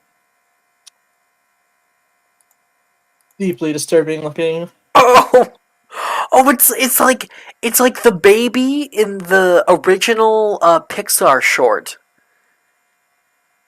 Do you remember the baby from that? No. Oh, okay, okay. Pixar short baby. Yes, it's called. The very first Pixar short was Tin Toy, and they had like a baby in it that looked fucking evil. Let me send a picture. Anybody else remember? Now I fucking remember it. Yeah. But that is so creepy.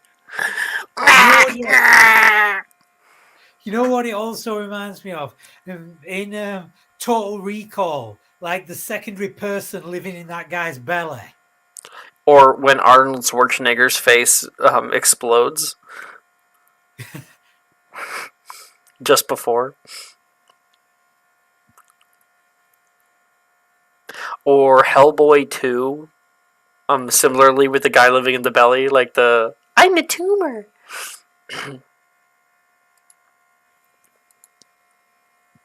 Thank you very much, Mara. I don't think much more description is needed on that front. That horror. Abria. I don't know what kind of fucking mandrakes everybody else is getting. He rolled an 11. He gets an ugly one.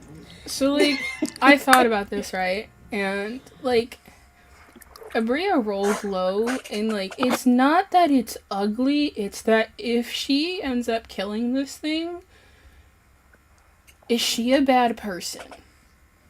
Right? Is it like smooth all around? You know, it's the opposite of Desdemona's, right? It's tiny with a face that just is too big. Oh, like big eyes.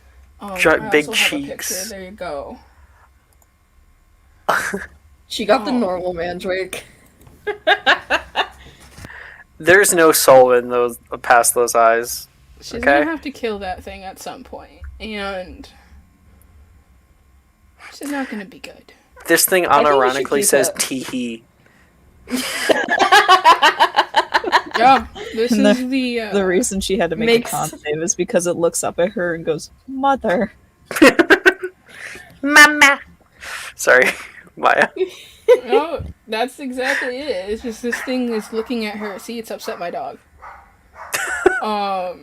Upset the dog. Yeah, it's so fucking cute, and it just, like, it's just moving its arms, but in the way it looks like it's reaching towards her, like, wanting to be held. And she's just like, this thing could kill me. But, baby. What the wanting to be held. It's just a baby. Wait, Brooke, are you too young to remember this Pixar short? Yes. Brooke is almost too young to remember Monsters, Inc. I didn't like Monsters, Inc., okay? Oh, really? I would like to not remember it. Oh, it's a good film. It's okay. Like, it's overplayed. How dare you? What I like, just one of the many things I like about Monsters, Inc. is that its animation still kind of holds up today. Like, did a good job. In the second film, one more thing. In the second film, they show, like, light switches have pipes that move to them because they're powered by gas, not by electricity, right? So, kind of cool. There's, like, pipes all over. If you watch the film, you'll see pipes just all throughout shit. Yeah. Okay. Thank you very much. Oh, that is cute and creepy. It's cute the first time you look at it, and creepier the longer you stare. That thing is in the corner of the Gryffindor, like, room, staring at me, plotting to murder me. If you guys had to bring these things home, it would stare at you while you slept. Just like that. It has no eyelids. It doesn't blink. Yeah. Fuck. That's some backroom shit. Tony, what does yours look like? Okay, this thing is creepy as hell. It's completely expressionless, like an Easter Island head. And its scream is just this flat monotone, and its mouth isn't even moving while it does it. Oh my goodness. Okay, so Easter Island head. Um, wait, I think this one might kind of be close to what you're looking at. Where? Where? Where? This thing has a credit score.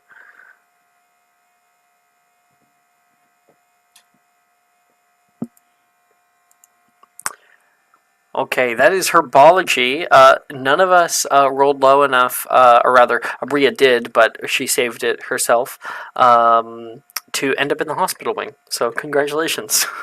You survive herbology class. And that is going to be a project for the year. So, we're going to have like 3 herbology lessons, I think. And each one, you're going to be cradling that little thing and watching it grow up.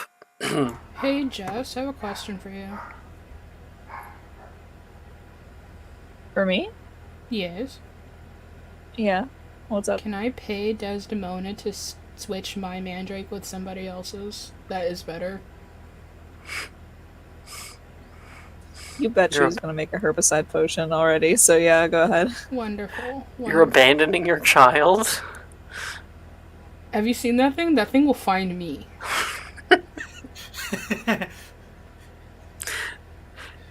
Someone IP takes address. it out to repot it, places it down on the ground, and it's gonna crawl over to you. Mama. Oh. 7th year, that thing's gonna come back. Fuck. What is a ghost? Oh. It's the way you think that thing fears death.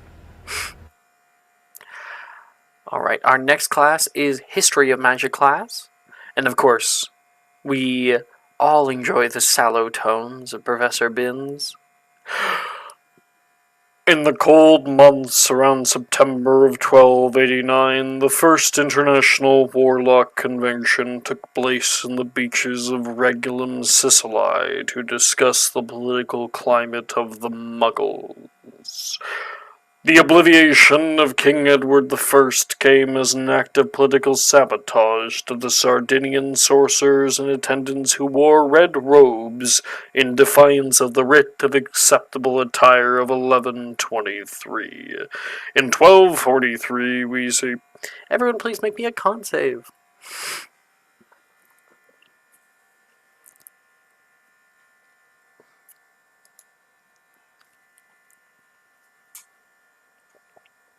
I'm approximizing my eyelids for advantage. Okay. Last time, didn't somebody do something to Professor Binns? Because I was in the bathroom and I only came back at the end just as something had happened. What happened last time? Somebody. Someone something killed to him. Yeah. Someone disapparated him, yeah, by throwing shit at him. And I'm pretty sure we all ended up in detention. Yep.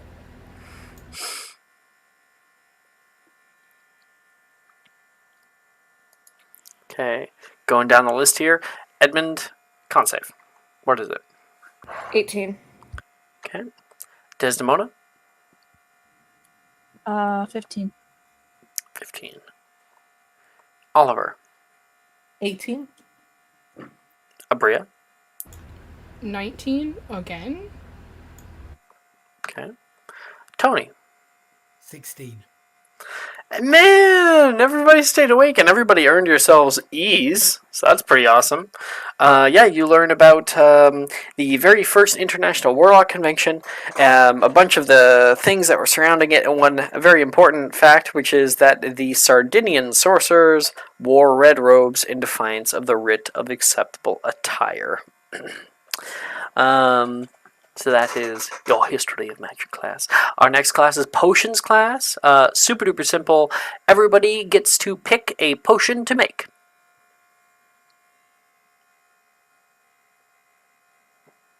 I already know what I'm doing.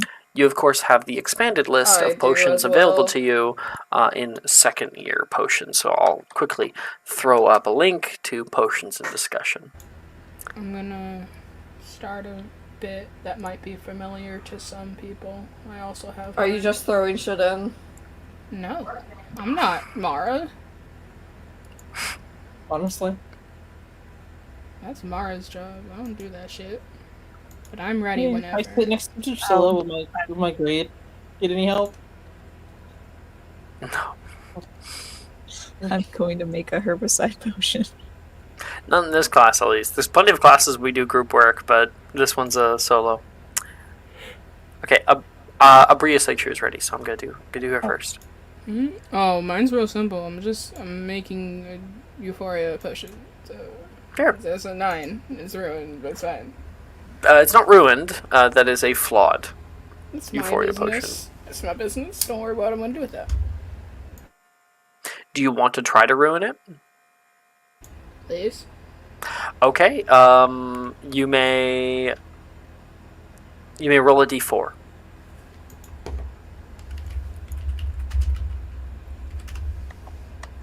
Two.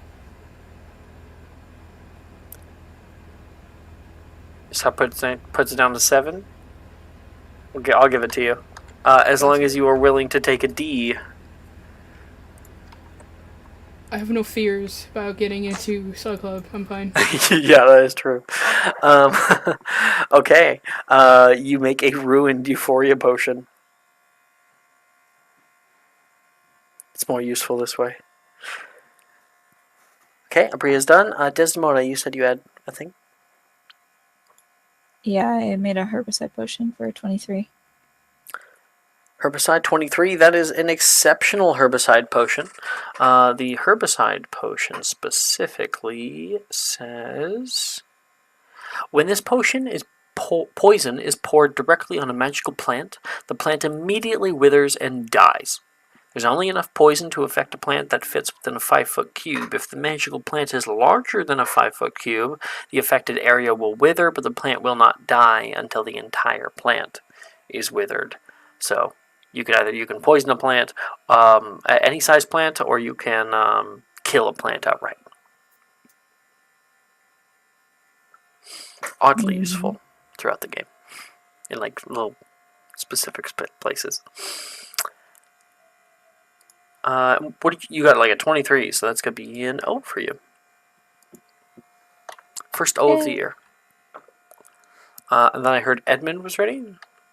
Was that, Yes. Did I? 23 for Stargrass. That's an exceptional Stargrass. That is 4d4 plus 4. Fuck yeah. And Tony. This is a potion making roll, yeah? That's correct.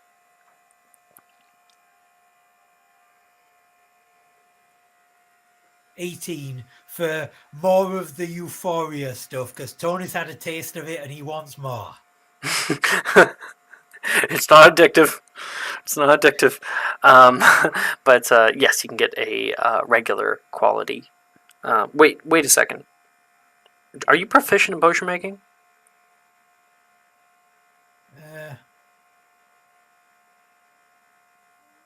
Where is it? Just says +2. No proficiency. Okay, yes, that's a regular quality. Like as the class drones on, you can hear a shattering noise nearby. Oh shoot! What seems to be the matter? Oh dear. Professor Slughorn sees Nolan covered in salamander blood. I'm sorry, Professor. I don't know what happened. And Slughorn says, "Well, you best be off to the bathroom. Get that cleaned up, will you?" Certainly, Professor. He's gonna get up and head off. After, about 15 minutes, the class comes to an end, and Professor Slughorn says, "Good work today, very good work. Please don't forget to finish your essay on the uses of flobberworm mucus by Monday." Class is dismissed. and you all go off into the hallways. Did I hear someone trying to speak? No? Okay. That is our end of day there. So it'll be the start of a new day for any of you intellect casters. And we have Defense Against the Dark Arts in the start of the morning there. Once again, because it should be like Wednesday, I think. If you do want to see your schedules, they are, of course, in the reference category. Tells you what you're doing all the time. We have Transfiguration class, a second period. Question. Yep. Pumphrey told me 2 days until, right? That's true. That it would be tonight. Okay. I needed to know for my stats and stuff. Sure. Oh no. Oh no, for another reason. Oh no. No. Alright, Yeah. I'm quiet now. Now that I've said my piece. Technically, Brooke, if you want me to retcon, you always can. No, I'm good. I'm Okay. chilling. Don't worry about Okay. me. I asked for this. Alright, so we got transfigurations here. Professor Dildero is up to his usual antics. Last year, we covered change within transfiguration, he says, turning away from the blackboard. Now, most of you seem to be able to make simple changes to inanimate objects. That much was clear. But this year, we'll be researching the art of conjuration. Damn it. Did you say hand? I thought you were gonna say. I thought it was gonna be question. Oh, Questions will be my held God. until I actually ask one. Then don't do the wind up for it. Sorry, my voice acting is too immersive for you. Art of conjuration. Now, transfiguration and conjuration are paramount to most spell work you'll be practicing over the next coming years. Now, can anyone tell me one more type of spell casting that we will be learning in this class? Hand. It's a D4 Desdemona. That is a history of magic check for anyone who wishes. You're insane. I really want this one because I want to. You're so fucking nuts. God. So sorry. Can confirm. Doesn't even Jess is matter. nuts. Doesn't matter. I rolled one higher than you. You know what? Got a 4 on the D4, and I. You know what? Just wants this. I want to give this to Jess.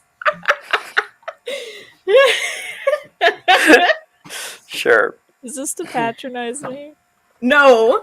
This is genuinely. You seem like you really want it, and I really don't care. You can have it. Thank you. I mean, we're both Gryffindors, so it'll still. Yeah, so it's going to the same place. I don't really care. Thank you. I'll have a contesting roll from Janice. I love you, Brooke. Thank you. No. I'm making a heart with my hands.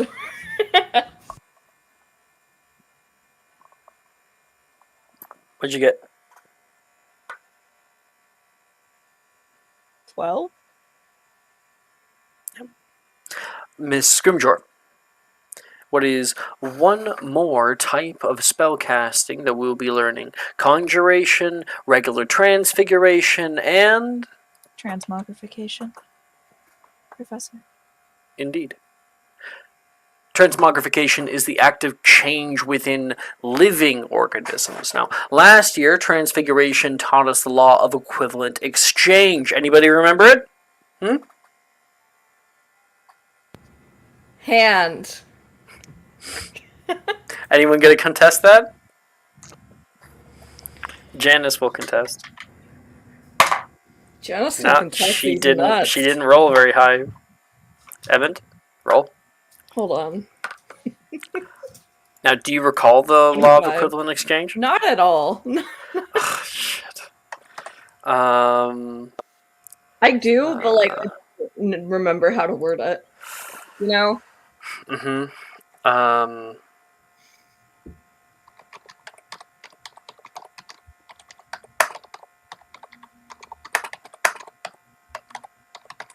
Love this ASMR.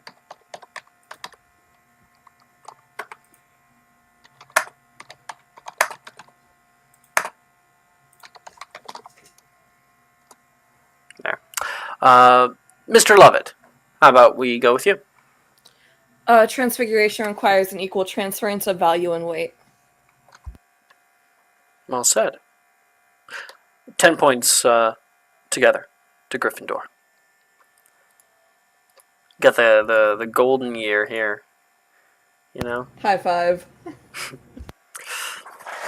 Well, when it comes to conjuration, we play by very different rules. Now, conjuration may, mark my words, may conjure any existing inanimate object, provided you have a clear understanding of that object's position on this earth. Now, while there are limitations to this, this is called the law of relational dynamics. Right down. The first exemption to the law of relational dynamics can be found on page 16. So, well, please read quietly and for the first half of class, and then when my little bell rings here, ding, ding, ding, ding, you may put those laws into practice. And everybody gets to pick 2 transfiguration spells of your choice.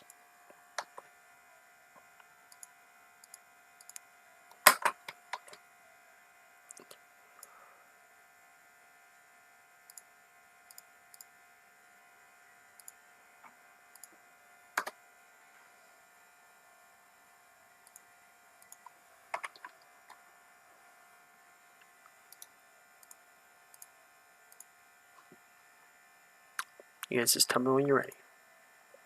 I have mine. Desdemona.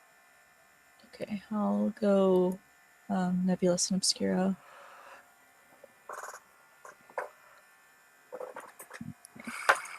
Nebulous first. Because I said it first. Do I have... I might waste inspo for that. Hold on. Yeah, I'll waste the inspo. Nebulous again. For 13. And then Obscuro. For a 12. Both technically successes. Because they're first level. Yeah.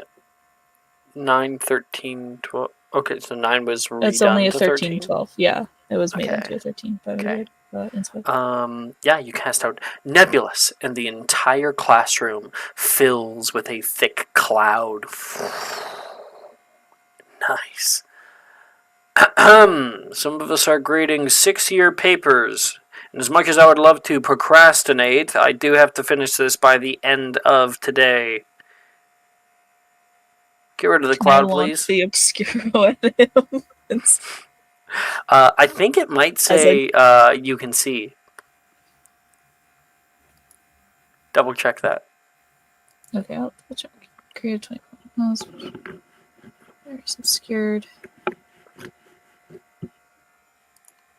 sphere spreads around corners in its arena, and its area is heavily obscured. It lasts for the duration until wind. Obscuro. Choose one.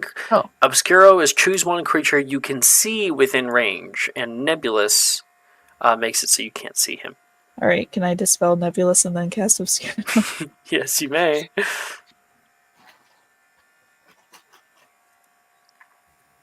Do I have to make a ranged attack? No, you have to cast it. Oh no, you successfully did, right?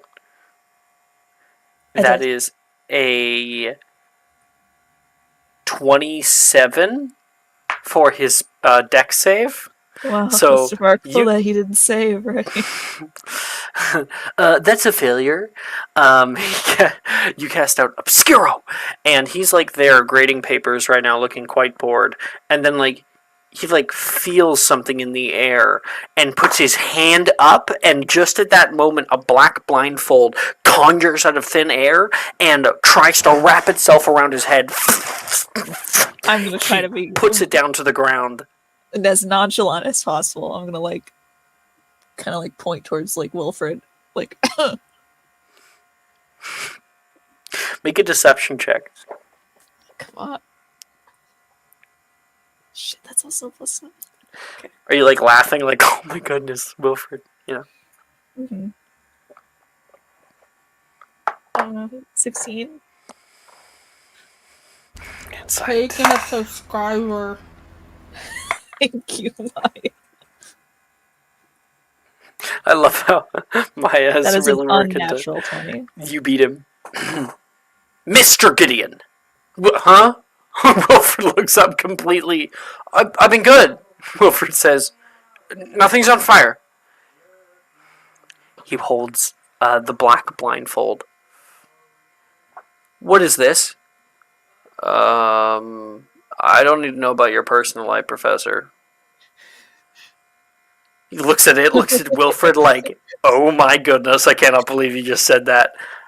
He says, I'm happy you think that. You'll be at my office later this evening for detention. Wilfred's like, I didn't even do anything this time. He's gonna get a howler. Mm-hmm. So that is Desdemona. Overall, we got the 13 and the 13 and the 12. So that's an A for you. I'll take it. Who's next? I got mine. Edmund. It's gonna be a 25 for Incendio. Mhm. And then gonna do research on Serpensortia for 24. And then we are going Oh, no, to... there's only 2 spells. Oh, fuck. Not I three. forgot. Sorry. I All good. threw me off. That just rolled 3 times, and I was like, Yeah. wait a second. So in 25 and 24, that's amazing. And Edmund, you get to keep your O this year. Fuck yeah. Yeah. You research about Serpensortia, the serpent conjuration spell, and how you are able to conjure an existing snake at your side. It also charms the snake against you, so it won't attack you directly. And it also riles the snake up. Just kind of the conjuration process pisses them off, and it will go to attack the nearest thing possible to it. Could be of a lot of use to Oliver.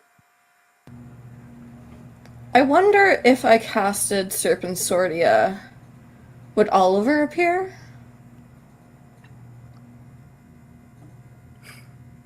Ouch. Sick burn. He'll stay from behind you.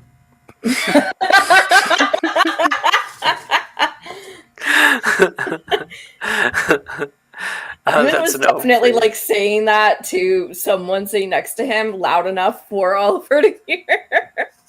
Mhm. Oliver, won't we throw over to you? Yeah, he's going to cast.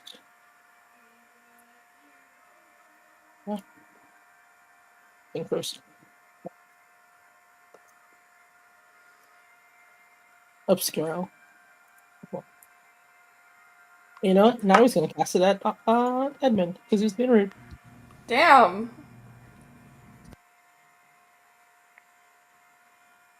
The caps lock is on.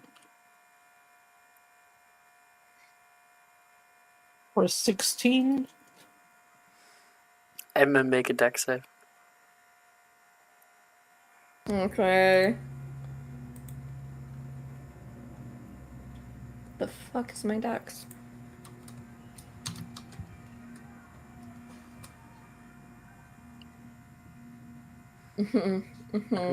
Keep rolling. We'll come back to that.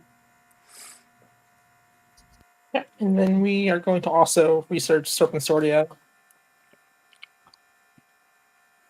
Anyone? All right, you've earned yourself an E there, which is much better than last year's D. So, very proud of you. So we'll say you researched Serpensortia first to kind of understand it as well. You could see the page Edmund was on, and then he says that thing earlier, like, haha, sick burn. You flip pages until you get to Obscuro. You flick it at the back of Edmund's head, and a black blindfold appears in front of your face, Edmund, huh? And then immediately wraps itself very, very tightly against the back of your head and ties itself off.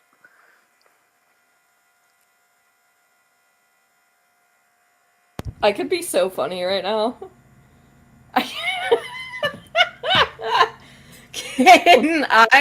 Can Edmund like just flick his wand around behind him to where he knows that Oliver's vaguely behind him, not sure where, Yeah. but just flick his wand behind him and cast a Bombarda in that direction? Damn. Roll the hit at disadvantage. Do you have it locked in? Yes, I do. Okay. Oh fuck, that was at advantage. No, it's AM 11. Roll me a. Did I see it and you missed? Wait, you have a 10 I have a AC? 12. You have a 12. Oh. Roll me 1d 25. One. What counts as danger close with Bombardo? How many of us are in the blast radius of this? Roll me another one. Yeah, roll me one more, Edmund. Oh my god. Oh shit. Okay, I'll have to find out who that one is.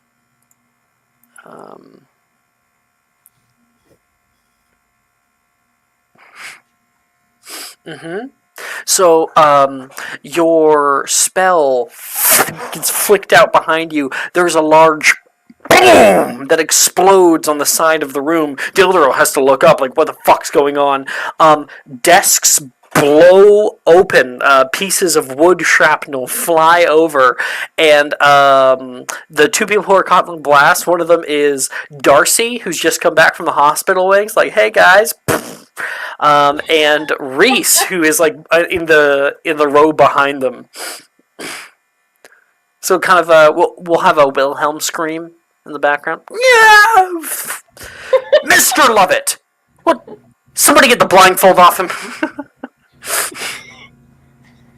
He'll like start taking the blindfold off and look over at who he hit and then like put it back on.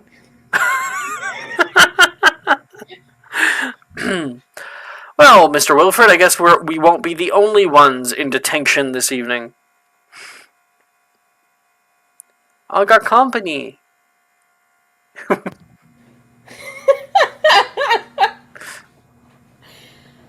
Why did he say that like a baby? I got company. He's a very lonely boy. I got company. Yeah, so you're given that. And we will go in detention together. What if we were in detention together and we kissed? Can we push transfiguration death together? What if we sat at the front of Transfiguration together and we were both boys? And they were roommates. There were so many memes being thrown around right now. Tony, what about you? So, how is this even a choice? Fire and snakes. This is some voodoo shit. So, Incendio Glacier first.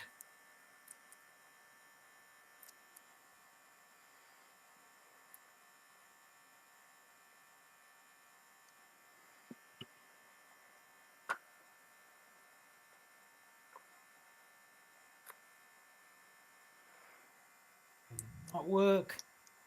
And well, can what is that? How is it different for the snakes one? Is that You said that was like research or something. Is that a different? Yeah, I'll explain it to you. You still just do the attempt, same as normal, but the game notices that you don't have the spell slots capable to actually cast the spell. So what it is that you're rolling. The grade will be the same as if you were attempting it normally, but what it becomes is that the moment you are of an acceptable level to cast those kinds of spells, you have advantage on your first attempt of it.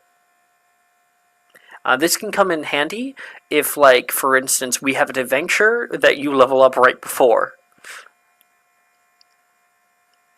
So it's like, this might not be useful right now, but very soon it could come in very useful.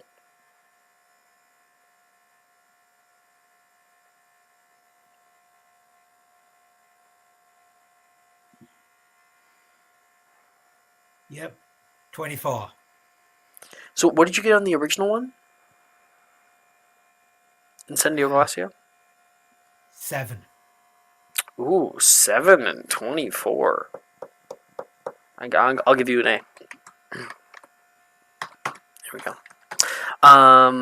So Incendio Glacia, you try casting that out. Incendio Glacia. There's a big boom behind you. Not your circus, not your monkeys. A little bit of flame peeks up on the end of your wand and then kind of starts to flicker and goes out. You weren't able to keep it. But then you attempt to research Serpent Sortia, and the conjuration effects seem to make a lot of sense to you, and you feel like you would feel confident in being able to cast this spell whenever you have the power to.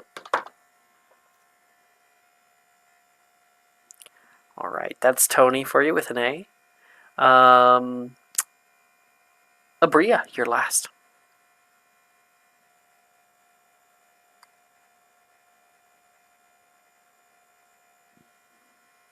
Maya, art thou here?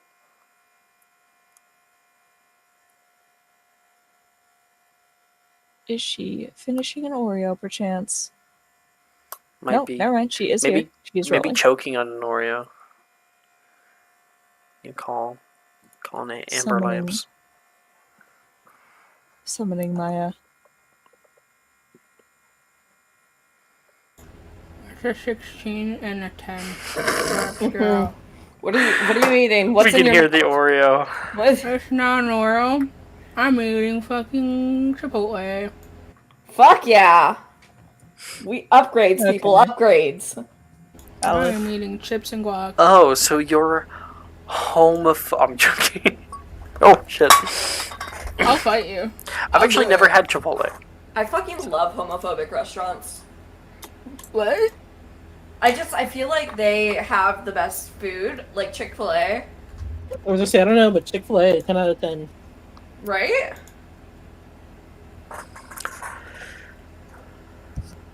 All right, so where are we? Right, you were doing spells, Bria. Oh, I got a 16 to cast Obscura. Nice. And I tried to lock it in and I got a 10. 16, 10. That is an A overall, Abria, this year. A for Abria. Yay.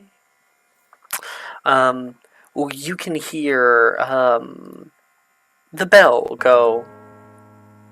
All right, everybody. Thank you all for coming today, or thank those of you who actually made a good attempts. Everybody else, let's start doing a preemptive reading before class. That would probably help out immensely. Pages 16 to 18 would probably be best. Wilfred, Edmund, tonight, 9 p.m.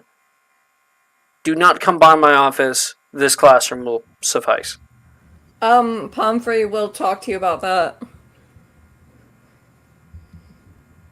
Excuse me?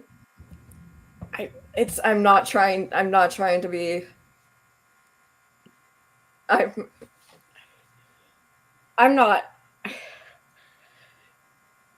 9 p.m. Okay. I'll see you then. Okay. I'm sorry out of character. I feel terrible. You're good. You're gonna have to go to Madame Pomfrey for that. I am definitely gonna have to go to Madame Pomfrey for that. Have her go in. To be like, what the fuck are you doing? She's gonna be pissed at you. I know she is. Oh no. I'm gonna have to skip detention tonight, and then it's gonna be like double detention, and then she's gonna be like, "What the fuck?" Oh Just tell her boy. you want the detention, and then have her move the detention to not tonight.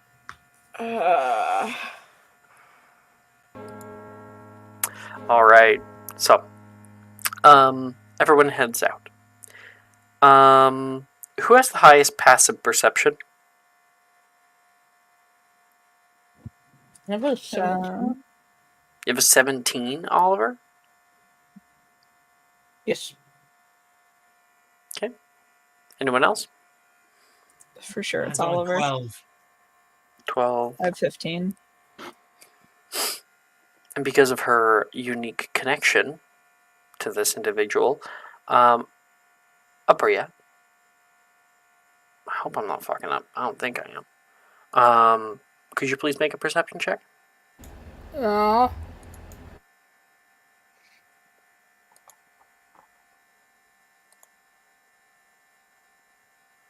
Oh, I am fucking up. Were you just... Oh, okay. I see. If we're talking about what I think you're talking about, then yes, you are correct. Yes, I am. I see it here now. Wait, I'm correct. Should I edit my notes? She has a unique connection. I'll edit my notes. Alex, if we're talking about what we're talking about, Oliver doesn't even know that that person exists. What do you mean? They've never Abrio spoken to would them. notice it over Oliver, definitely. Yeah, he doesn't even notice that person's existence. 100%. Oh my goodness. Okay. Abria, I'll give you you have your inspiration you could use. I have inspo? I'm giving it to you. Oh. Okay. Maya, you always have inspo. You inspire me daily. Thank you. I wish I inspired Mara more. I'm gonna roll It's with okay. advantage. Mara doesn't understand My what we perception have. back out there. I'm gonna roll with advantage. It's a 15. That's good. All right. That is pretty good. It is good enough that as you are beginning to gather up your supplies and are ready to head out, you notice one of the desks is empty. Specifically, Nolan is absent from class. You didn't notice until people were already heading out.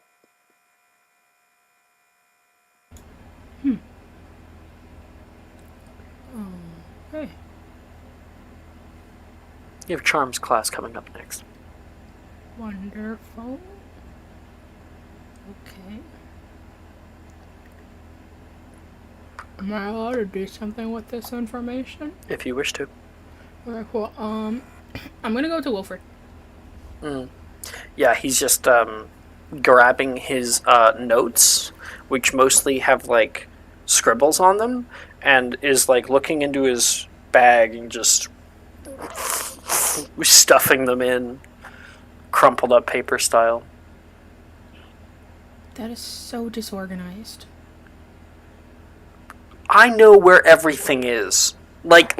See, if I want to find my conjuration notes, it's right here. You can see a picture of a manticore biting the head off of a Gryffindor girl. Right here. And he pulls out the conjuration notes. Truly, I feel your love. Truly. But on to more important things and more important people. you seen The Nolan? Manticore is a very important person, both to our history as wizards and just to the culture in general of our great nation. Oh my god, I didn't know you could read. I'm so proud of you. Such an improvement from last year. I've been able to read for 4 years. Alright? Only 4? 4? You couldn't read The Beetle and the Bard until we were like 9. Mom read it to me. It was fine. And I memorized it. So, He hasn't I like the pictures memorized anyway. when to turn the pages. Anyway, your literacy aside, have you seen Nolan? huh? Yeah, he was here this morning. I mean, Yeah. I got up with him. I replaced his toothpaste with a bottle of custard. It was really funny. She'll punch him in the rib. Ow! Fuck! What was that for? That's for bullying Nolan. I'm not bullying. It's a playful ribbing. Uh-huh. He's fine. Ask him. He's not been in class. What? He's not here. You sure you didn't just not catch him walk out? I talk to him every single day, and he's my partner in most classes. Trust me, I'd know. Okay. Well, Nolan gets like eye checkups or something, right? So he's probably just in the hospital wing. Not everything is a great mystery, Abria. And he's gonna grab his stuff and start to head out. No, not gonna do it. No, I'm not gonna do it. I'm just gonna I have walk another away. hex bag if you want it. Yeah, as she's like leaving, she's just like, Desdemona, I gotta talk to you. You Yeah, find what her out kind in the of talk? hallway. Is this like a need to bury a body situation? Because I have a shovel. This is an official consultation that I need to have. Oh, okay. I need to hire your services. Alright. I do take IOUs. Okay. Consider this an official government contract. Okay. Hit witch. Desdemona Scrimgeour. How good are you at making somebody disappear?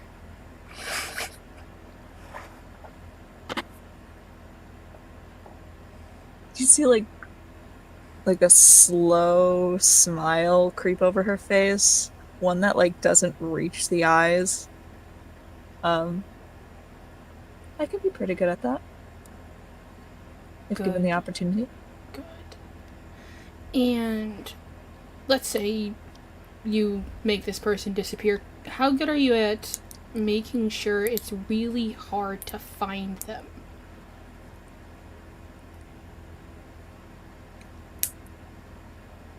Depends As on the in- person. Some people just kind of accept their fate, you know? Oh, this person will fight back like a badger, you might say. Okay. You want me to Right. kill Nolan? Gotcha. Like, alright, so how far are we going? Do you want like bodily harm? I want him to fear waking up every single day, not knowing what's gonna happen every time he walks out of his common room. This plays out, and it actually happens to Morgan because Desdemona didn't understand who you're talking about. No, Justin has been fucking with Wilfred this whole time. Yeah, I know. Alright. I think I'm picking up what you're putting down. What do you want? What happened? Am I allowed to ask? Or is this like a discretion thing? Well, it's more like this individual decided to pick on somebody that I care about. He says it's playful ribbing, sure, but I feel as it's my duty as a Gryffindor to defend, so that's what I'm gonna do. How chivalrous. Wilfred was bullying someone? No. It's more like Wilfred doesn't know when to shut the hell up and not do things. to people who otherwise have a harder time defending themselves. All right. Understandable.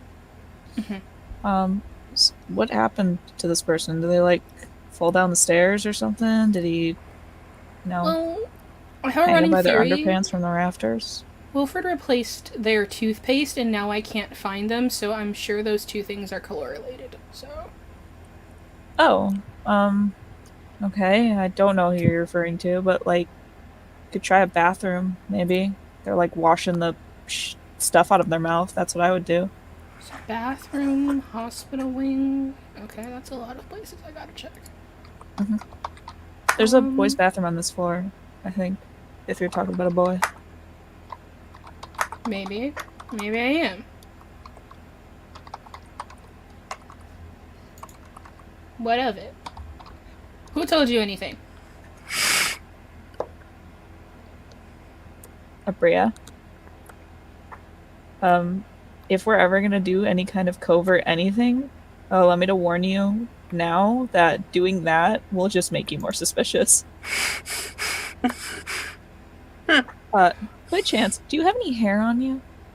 Like, of mine? No. Of other people? Of the person that you want.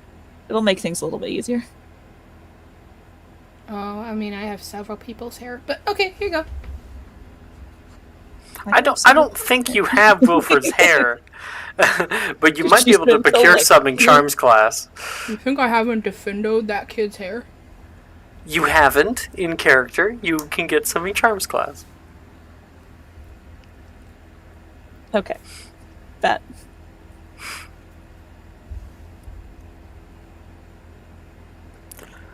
All right. As we're walking through the hallways and heading off towards Charms class, Edmund, you are probably in a bit worse of a mood, and coming around the bend, somebody bumps into you. Oh, sorry. He'll like turn very sharply and scowl at whoever it is. It's a younger year. Wait. Oh, I think I know you. Who? I don't. You're think we Edmund, aren't do. you? What? I'm Enid. Enid.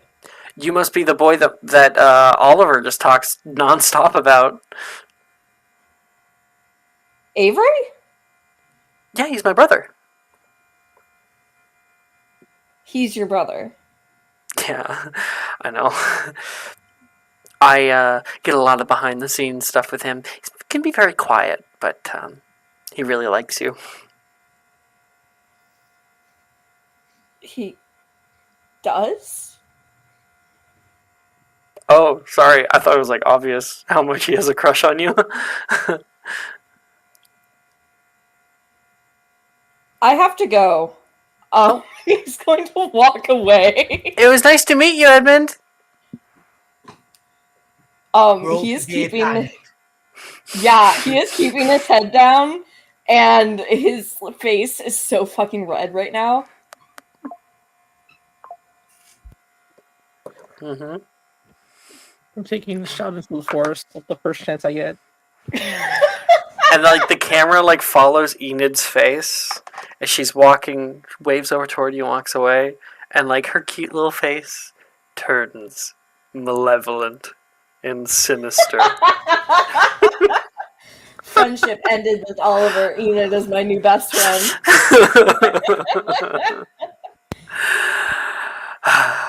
Yes. So we'll see where that goes soon. All right. We have we have technically we have lunch. And so all of you guys head off to lunch, get a little bit of food in you. And Bria, Nolan's not here either.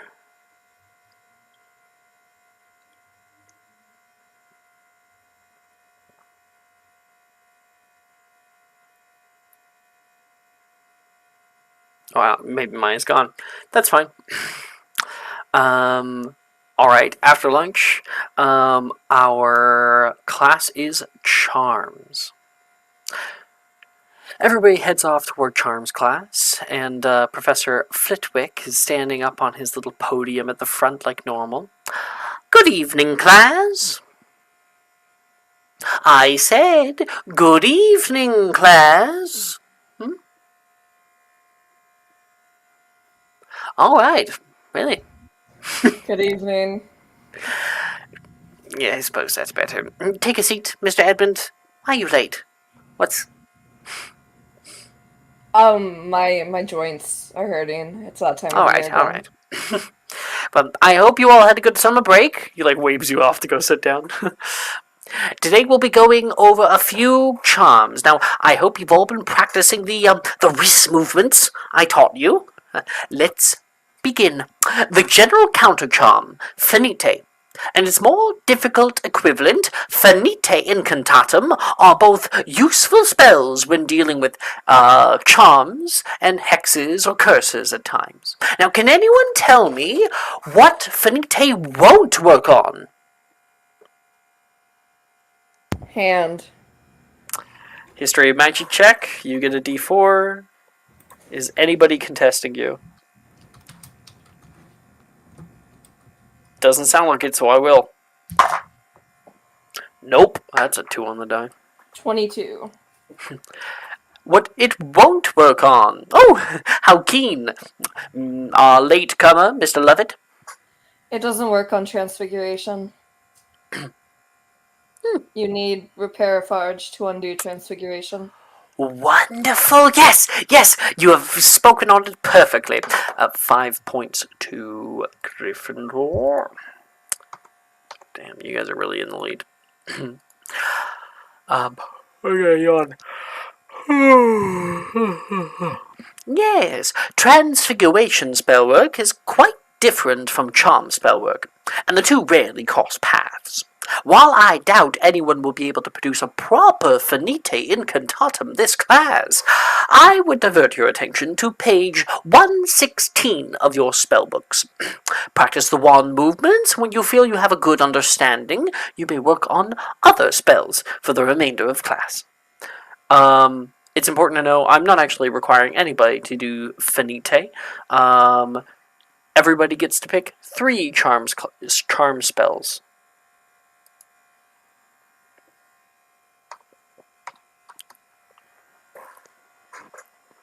I have mine if no one else does. All right, Oliver.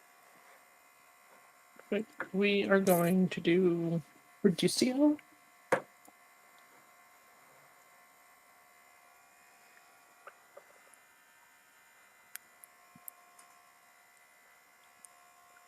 For 22.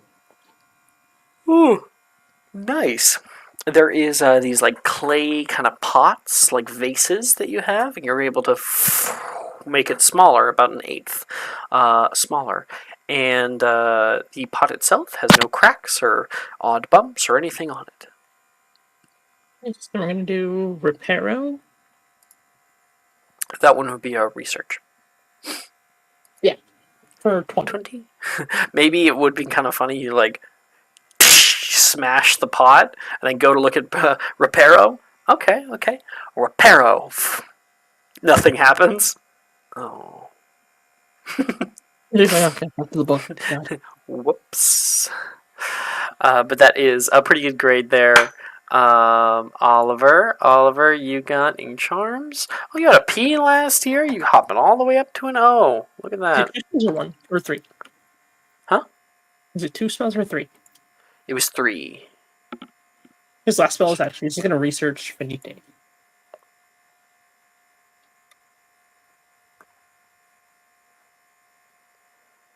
Wait, where's the roll? Where's the rolls? Oh, you're doing them in your hidden right now. Yeah, I'm in the wrong place. It's all good. You're fine. You got 13 for Finite. Okay, so sorry. I jumped the gun. High or low? We'll go low. Bam! That is low. So you get no. Congratulations. Okay, that's Oliver.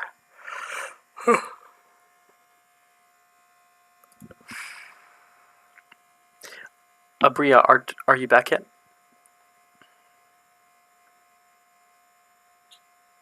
Not yet. All right. Maya. Maya. Yeah. Okay. Oh, It's yeah, all she good. did I'll be call on upon the- her in a minute then. Keep going.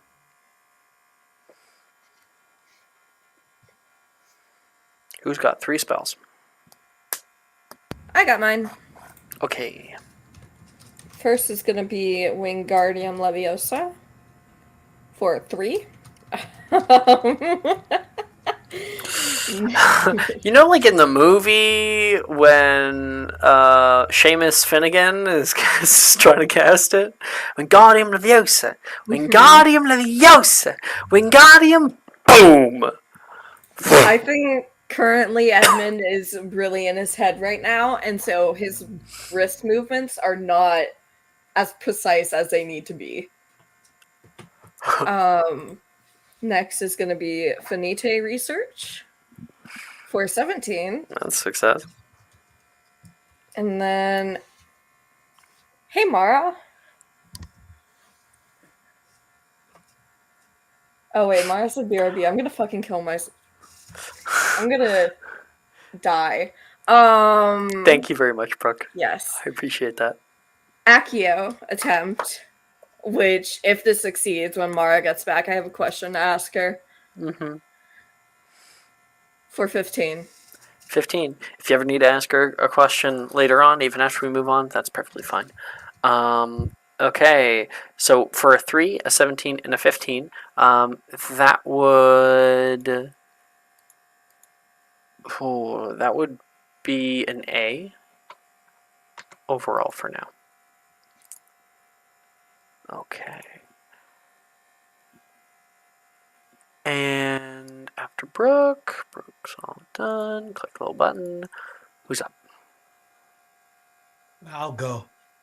Tony. Okay, so first one. Sergio.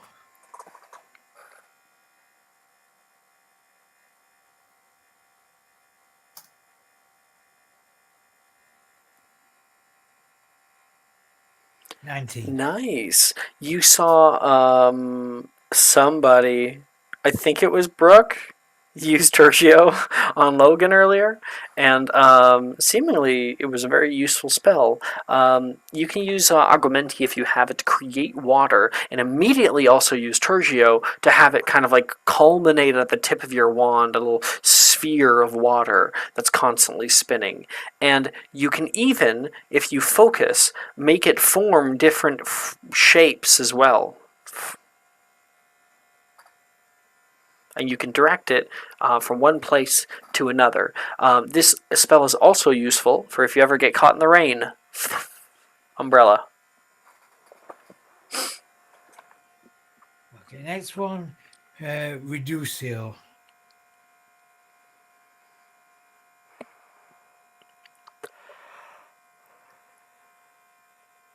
Anyone? Yeah, you're able to shrink down an object of your choosing. And last, I'm going to research Engorgio. And I am going to say this within clear earshot of Sam and Sally, just to see if I can set off a giggling fit.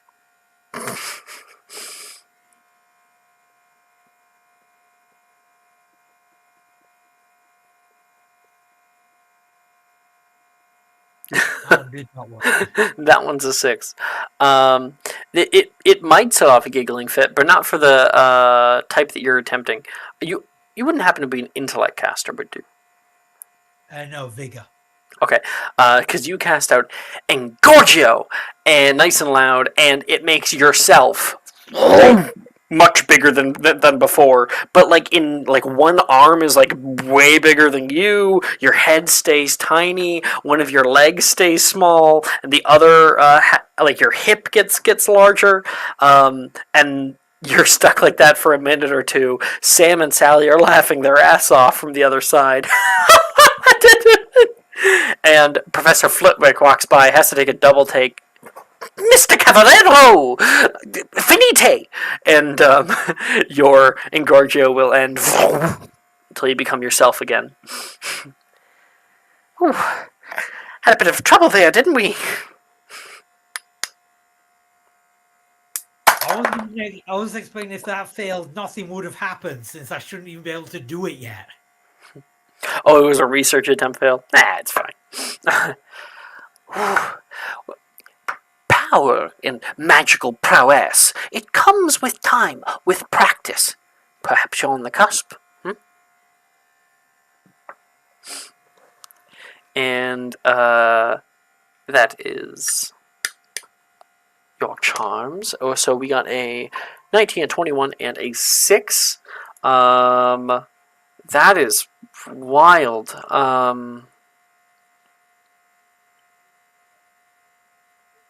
It averages out to either an A or an E, so high or low.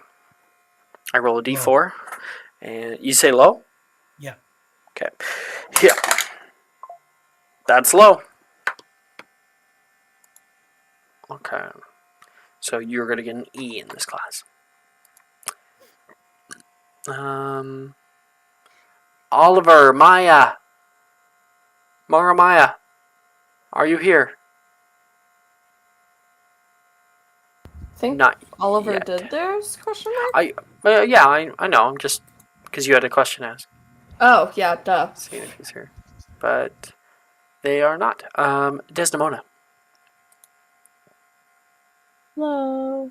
I am gonna research Finite. 4. Okay. Yep. I'll try Reducio. 5. Oh Take my boy. subscriber. Thank you. 17 for Reducio. There you go. Okay. Thank Okay, you. that's a success. I'm gonna try to research Finite again. 13. Okay. So we got the So it's 4, 17, and 17, 13. That's an A. Thank you, Brooke.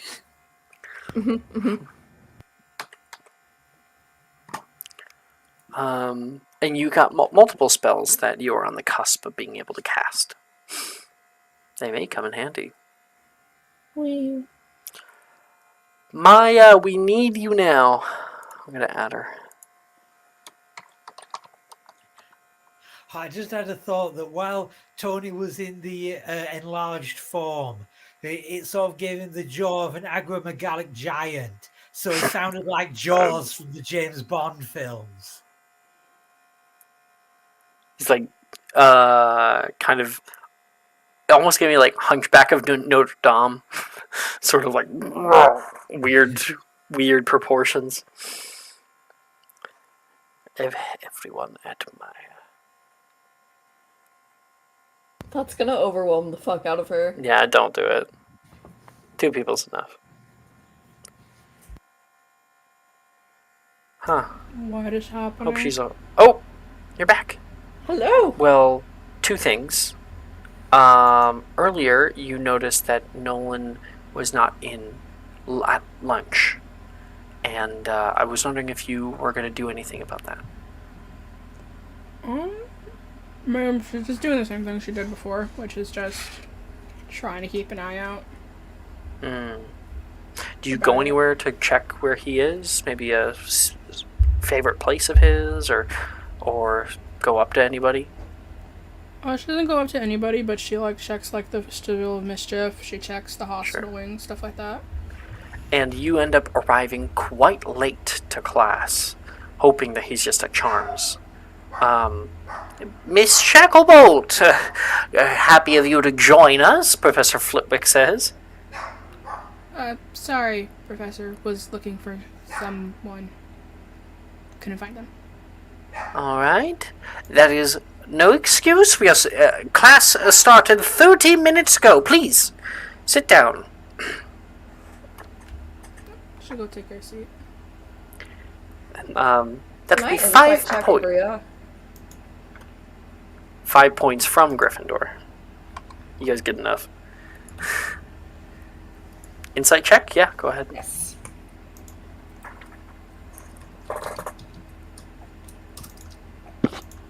12? 12. You can see her as she goes to go sit down. She's like kind of scanning the room quite a bit and slides into her chair. And you can see a little look of worry come over her face. Her brow furrows slightly. Abria, Nolan is not in Charm's class. She kind of takes like a deep breath. Concerned. He was not in the But- hospital wing.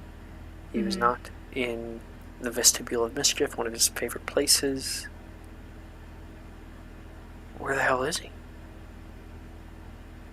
Yeah. She's like worrying, but she knows like she can't do anything about it right now. And you get 2 spells. 3 spells, sorry. That's a 12 of Fragate. Mm-hmm.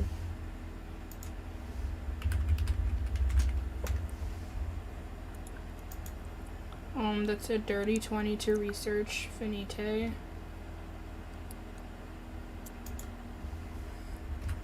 And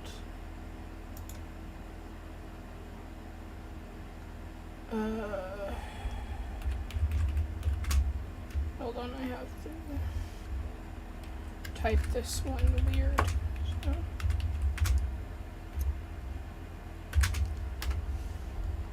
That's a 14 for Lumos.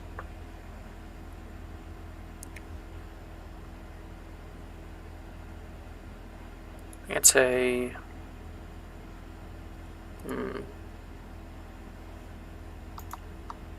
That's an... Okay, high or low? We'll go high. High. High it is, so I will give you an E. You are, like, just barely on the cusp of it, so I want to give you the chance. Liddy. Okay. As Charms Class 2 comes to an end, and your end of day looms on the horizon here. Few people have detention. And Nolan is nowhere to be found. Everybody starts heading down the stairs from Charms Class, and Wilfred stops you in the hallway, Abria. Abria! Hi? You're right. He's I'm not right here. about. I was gonna say I was right about everything, but yeah. No, I would never give you that kind of satisfaction. But it's not like Nolan to miss class like that. That's what I've been saying. I checked the vestibule of mischief. He's not there. I checked the hospital wing. He's not there. I checked the common room. He wasn't at lunch.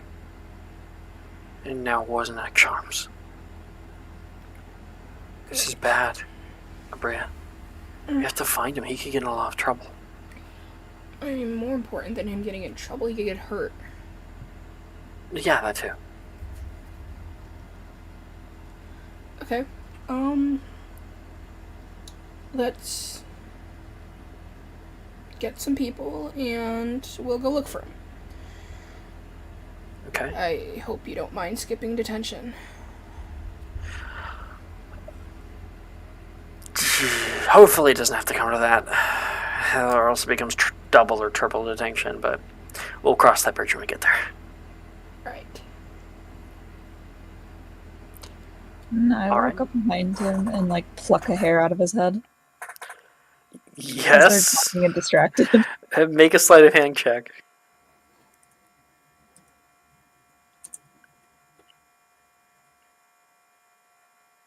Oh shit. Do I have anything? No. Take another subscriber. I don't give a shit. Are you sure? Okay. Yeah. You can take mine if you want. Oh, thank Brooke, Mara, you're here. Brooke had a question. Does Oliver carry a diary?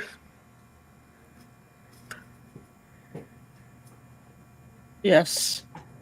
What can we, for the sake of narrative, say that it was sticking out of his bag during charms? We can. And for the sake of narrative, can we also say that my Accio attempt went towards that? You steal his journal? How dare? Doesn't Oliver has a 17 passive perception?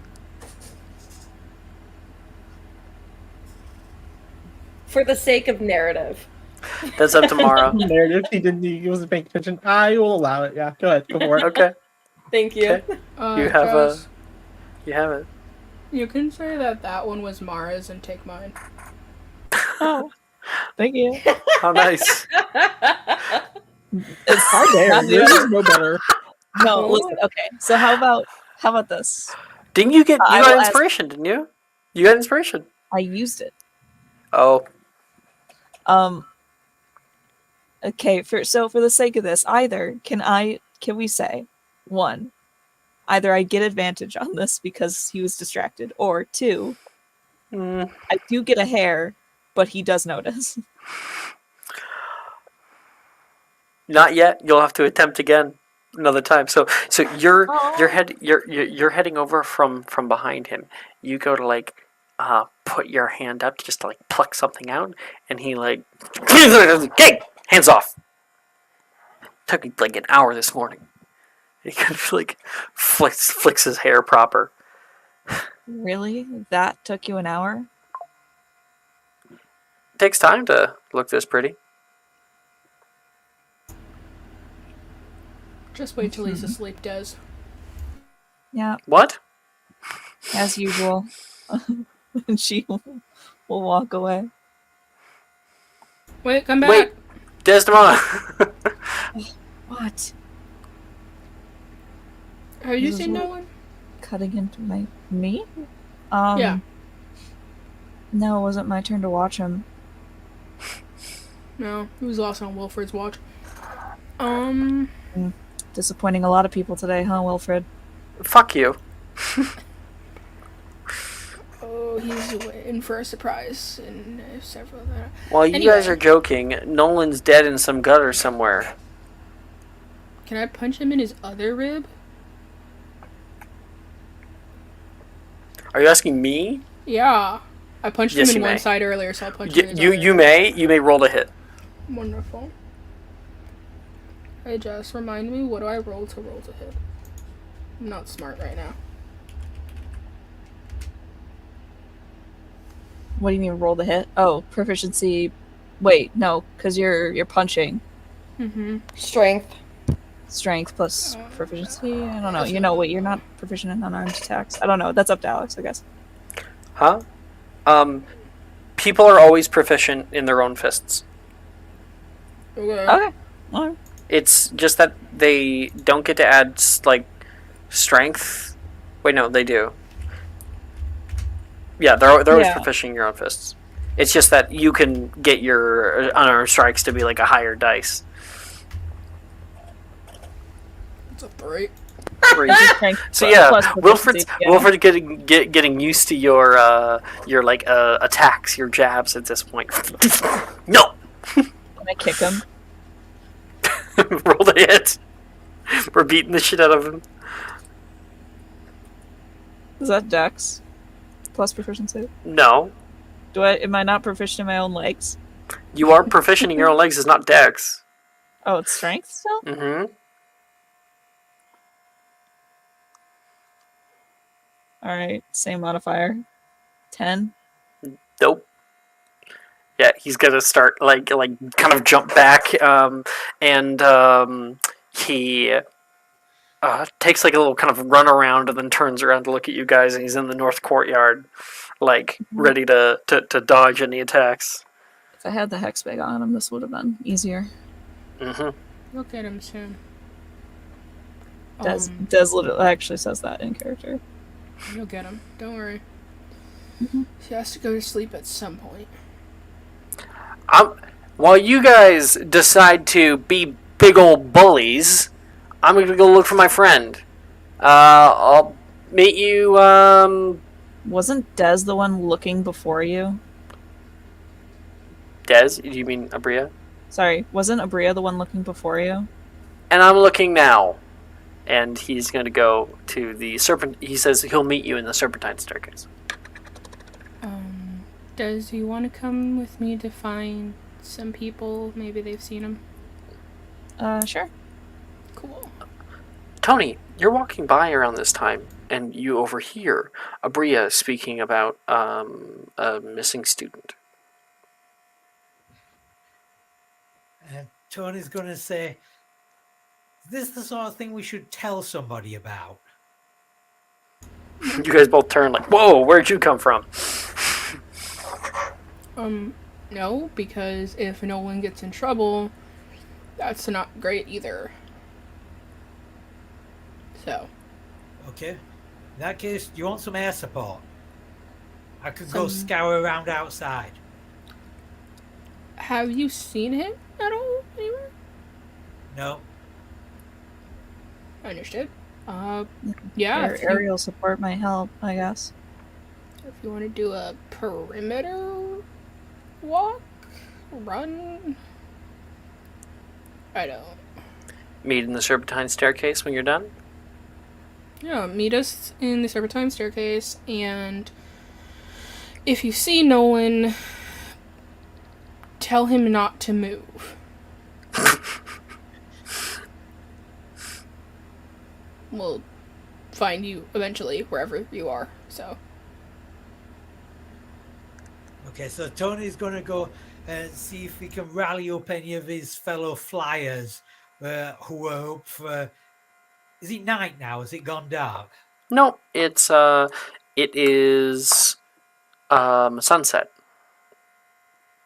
Oh, aesthetically perfect for doing something like this. So see if we can rally up and then go prowl the grounds, see what can be seen. You got it. Back to Desdemona and Abria. Edmund and Oliver as well.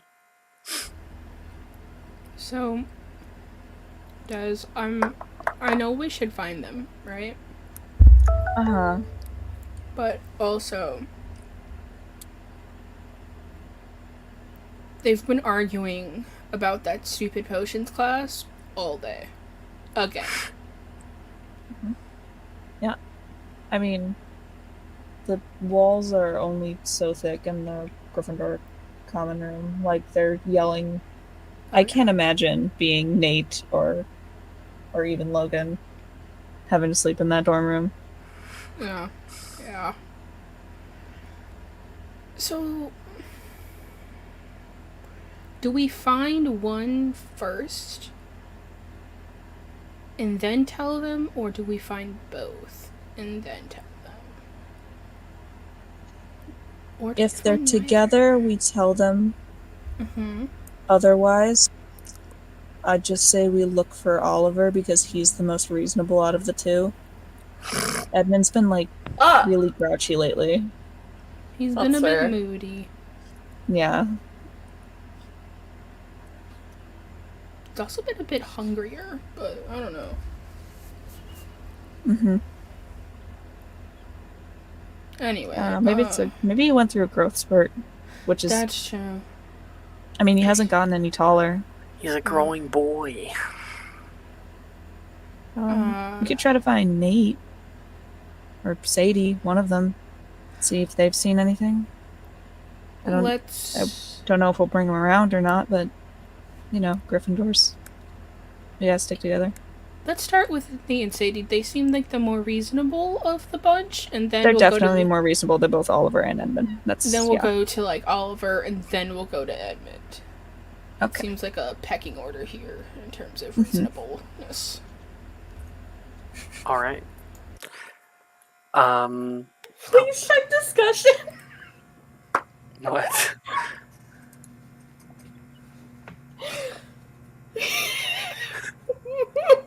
Mara sent me this. Is it written? Or is it just I'm the writing it I title? think just the title page.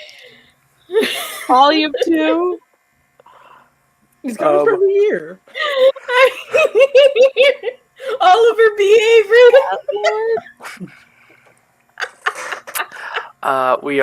We're running up our time here, but when we come back next week, we'll be able to find out whatever Oliver's doing and probably catch Edmund in the act of reading a, by that time, written out journal. I'm so excited. Thank you everybody for playing for today, and when we come back, we will continue our search for Nolan. It is also important to note that next episode, about halfway through or less, we will be leveling up mid-episode. So if there's anything that you need to decide on for level 3, do so now. Thanks everybody, and thanks everybody for watching the stream. Bye-bye.